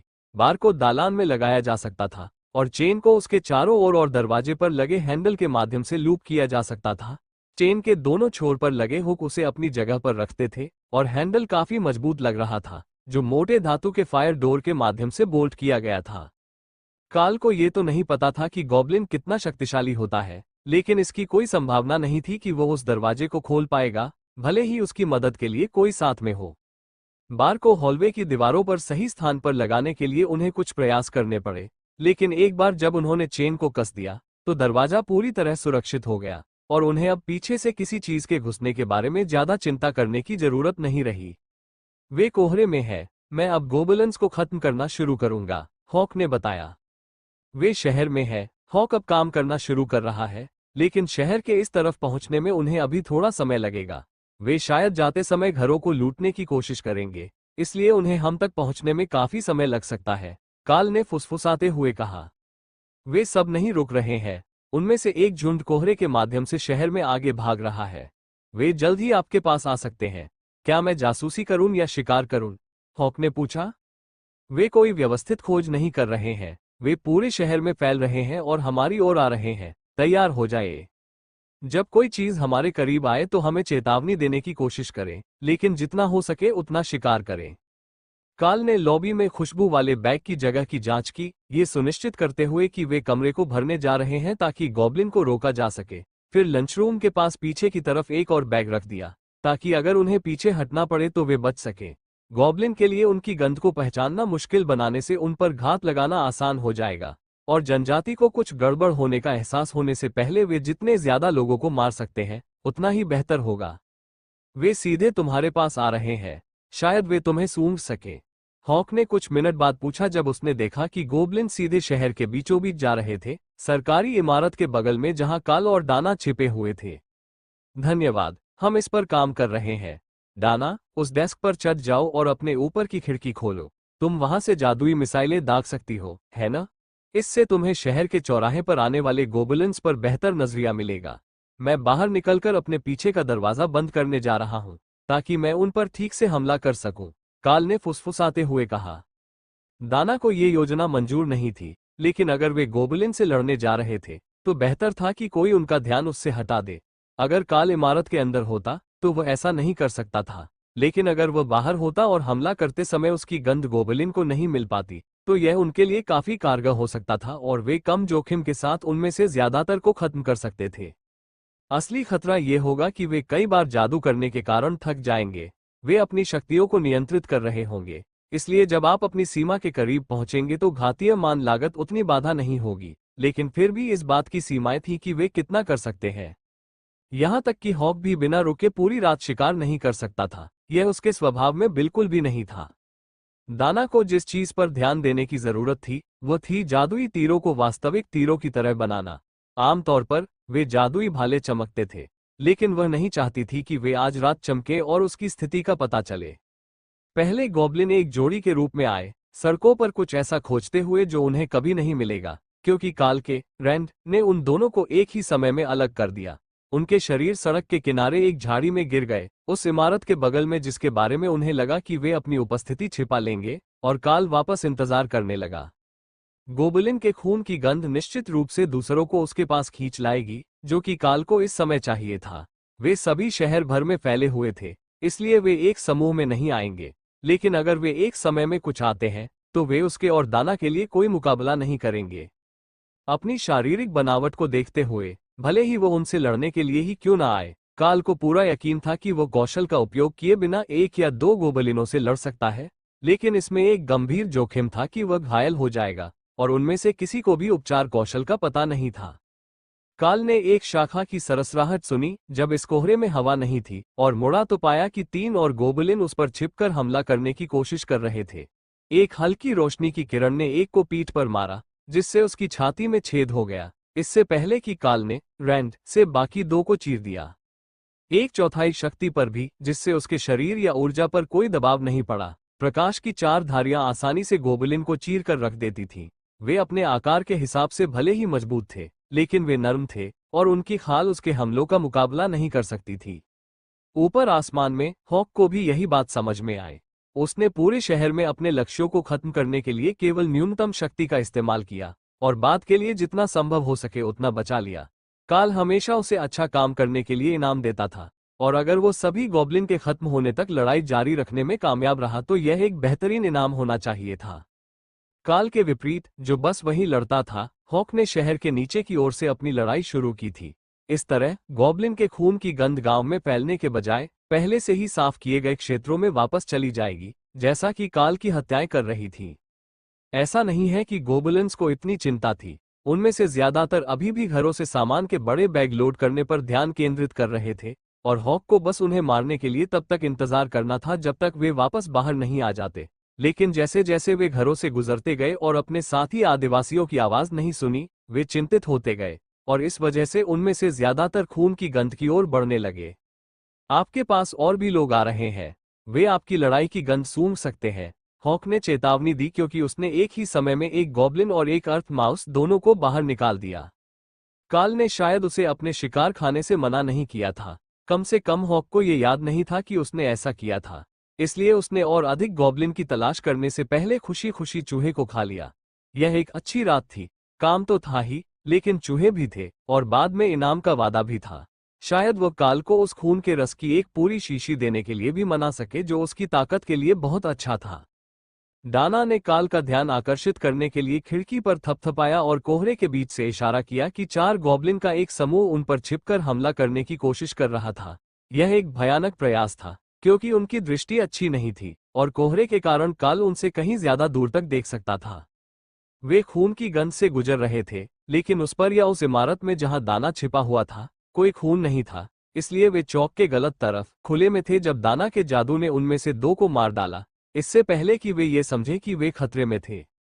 काल हमला करने ही वाला था कि तभी उसकी अंतरात्मा ने उसे आगे बढ़ने को कहा, और वह मुड़ते समय एक तरफ हट गया, लेकिन गोब्लिन ब्लोगन से निकले उड़ते हुए तीर से बाल बाल बच गया। अपनी पूरी ताकत का उपयोग करते हुए रैंड ने एक ही समय में उस प्राणी और उसके 3 साथियों को मार डाला, उन्हें टुकड़ों में काट दिया जो घास में गिर गए। डाना ने पाक के पार अन्य गोब्लिनों को बाहर निकाल दिया, और काल ने स्वीकृति में उसे अंगूठा दिखाया। उसे उन डांच से बहुत सावधान रहना पड़ता था, कहीं उनमें किसी तरह का जहर न हो। ऐसा नहीं लगता था कि अगर वे ऐसा न करें तो वे किसी की जान ले लेंगे, और बढ़ते अंधेरे में यही बात उसकी सबसे बड़ी चिंता बन गई थी। काल के लिए भी अंधेरा एक फायदेमंद था, क्योंकि वो शहर के आसपास की कई चीजों से टकराते हुए गोबलिन्स को सुन सकता था। जहां घरों की लाइटें टूट गई थी या बंद हो गई थी, उनके पास शायद एक गुप्त डार्ट गन हो, लेकिन अगर वे उसे नहीं देख सकते थे तो इससे कोई फर्क नहीं पड़ता कि उनके पास किस तरह के हथियार हैं, वे उसे नहीं मार पाएंगे।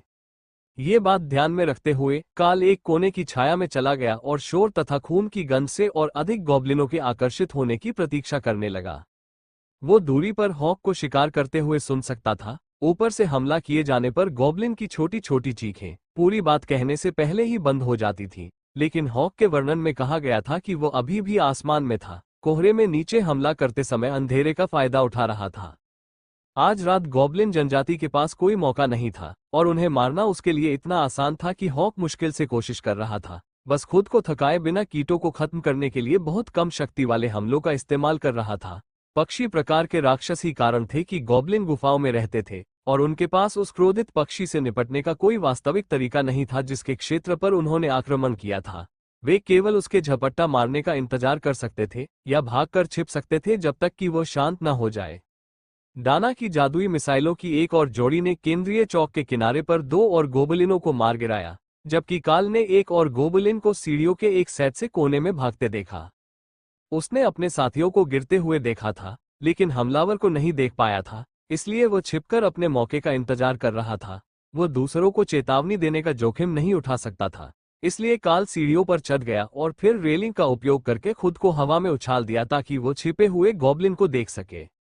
ऊंचाई ने उसे चौंका दिया। काल को वास्तव में अपने शरीर की अतिरिक्त ताकत की आदत नहीं थी, और उसने खुद को लगभग 3 मीटर हवा में फेंक दिया था, लेकिन इससे उसे लक्ष्य का अच्छा दृश्य मिला, और उसके रैंड ने इसे आसानी से मार गिराया। फिर काल ने अपने गिरने की गति धीमी करने के लिए अपने बगल की छत का किनारा पकड़ लिया और सावधानीपूर्वक जमीन पर गिरा, जिससे फुटपाथ पर होने वाली आवाज कम हो गई। ऐसा लग रहा था कि यह हल्की सी आवाज दूर तक नहीं जाएगी, और काल सरकारी इमारत के सामने की छाया में वापस चला गया ताकि और भी गॉब्लिन के आने का इंतजार कर सके।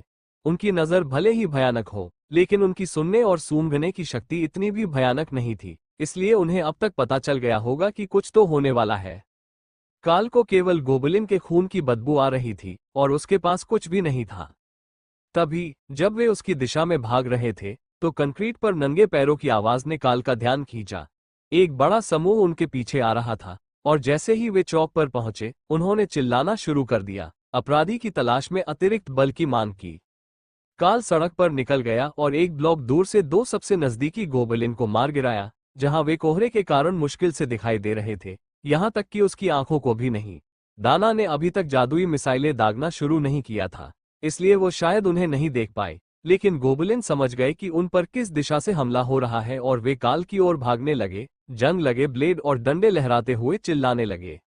अपने हाथ को एक चौड़े चाप में घुमाते हुए काल ने 3 मीटर चौड़े हमलों की एक चौकड़ी भेजी, जिससे गोबलिन्स बिखर गए, कुछ एक तरफ कूद गए, कुछ जमीन पर गिर गए, और कुछ दुर्भाग्यपूर्ण रूप से टुकड़े टुकड़े हो गए। इससे वे स्थिर लक्ष्य बन गए क्योंकि पहले जादुई मिसाइलों ने उन पर हमला किया, और काल ने छोटे हमलों से कुछ और को मार गिराया, जिन्हें अंधेरे में देख पाना कठिन था।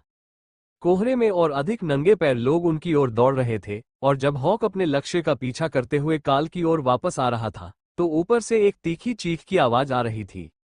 रैंड को सक्रिय करने में एक क्षण लगा, और काल इसे हॉक की तरह तेजी से नहीं कर सका, लेकिन एक क्षण के लिए गोबलिन्स को रोक दिया गया, जिससे शहर के मध्य में शवों का ढेर लग गया, और खून काले खून से ढक गया, जिसमें सड़ांध और धातु की बदबू आ रही थी। फिर गॉब्लिन्स इतने करीब आ गए कि काल उन्हें रैंड से दूर नहीं रख सका, और उसने रणनीति बदलने का फैसला किया। उसने अपना ब्लेड निकाला और सबसे नजदीकी गॉब्लिन पर वार किया, उसकी बांह तोड़ दी और उसकी कच्ची लकड़ी की ढाल को एक तरफ गिरा दिया, इससे पहले कि ब्लेड उसकी गर्दन में गहरी चोट कर दे। डाना ने अपने निकटतम गॉब्लिनों पर ध्यान केंद्रित किया, ताकि वे काल को घेर न सकें या उसे दरकिनार कर उसकी ओर न बढ़ सकें, जबकि हॉक पीछे से आगे बढ़ रहा था। ये बताना असंभव था कि कोहरे में कितने बचे थे, क्योंकि काल ने 3 और गॉब्लिन के साथ मुकाबला किया, बिना खुद को खुला छोड़े हमला करने की कोशिश की। वे अपने आकार के हिसाब से आश्चर्यजनक रूप से मजबूत थे, लेकिन इतने मजबूत नहीं थे कि उन्हें जागृत राक्षस कहा जा सके, जैसा कि वे सीख रहे थे क्योंकि वे काल के जवाबी हमले को रोकने में विफल रहे थे। रैन के रूप में तलवार की रोशनी की एक लहर ने उसके सामने के गोबलिन्स को चीर दिया, जिससे काल को कुछ सांस लेने की जगह मिल गई, लेकिन बड़े हमले उसकी सहनशक्ति के लिए कठिन थे, और वो ऐसा अधिक बार नहीं कर पाएगा। इसके बजाय वो सरकारी भवन की ओर पीछे हट गया, तथा जाते समय छोटे छोटे रैंड हमले करता रहा, और गोबलिन पैक लड़खड़ाने लगा।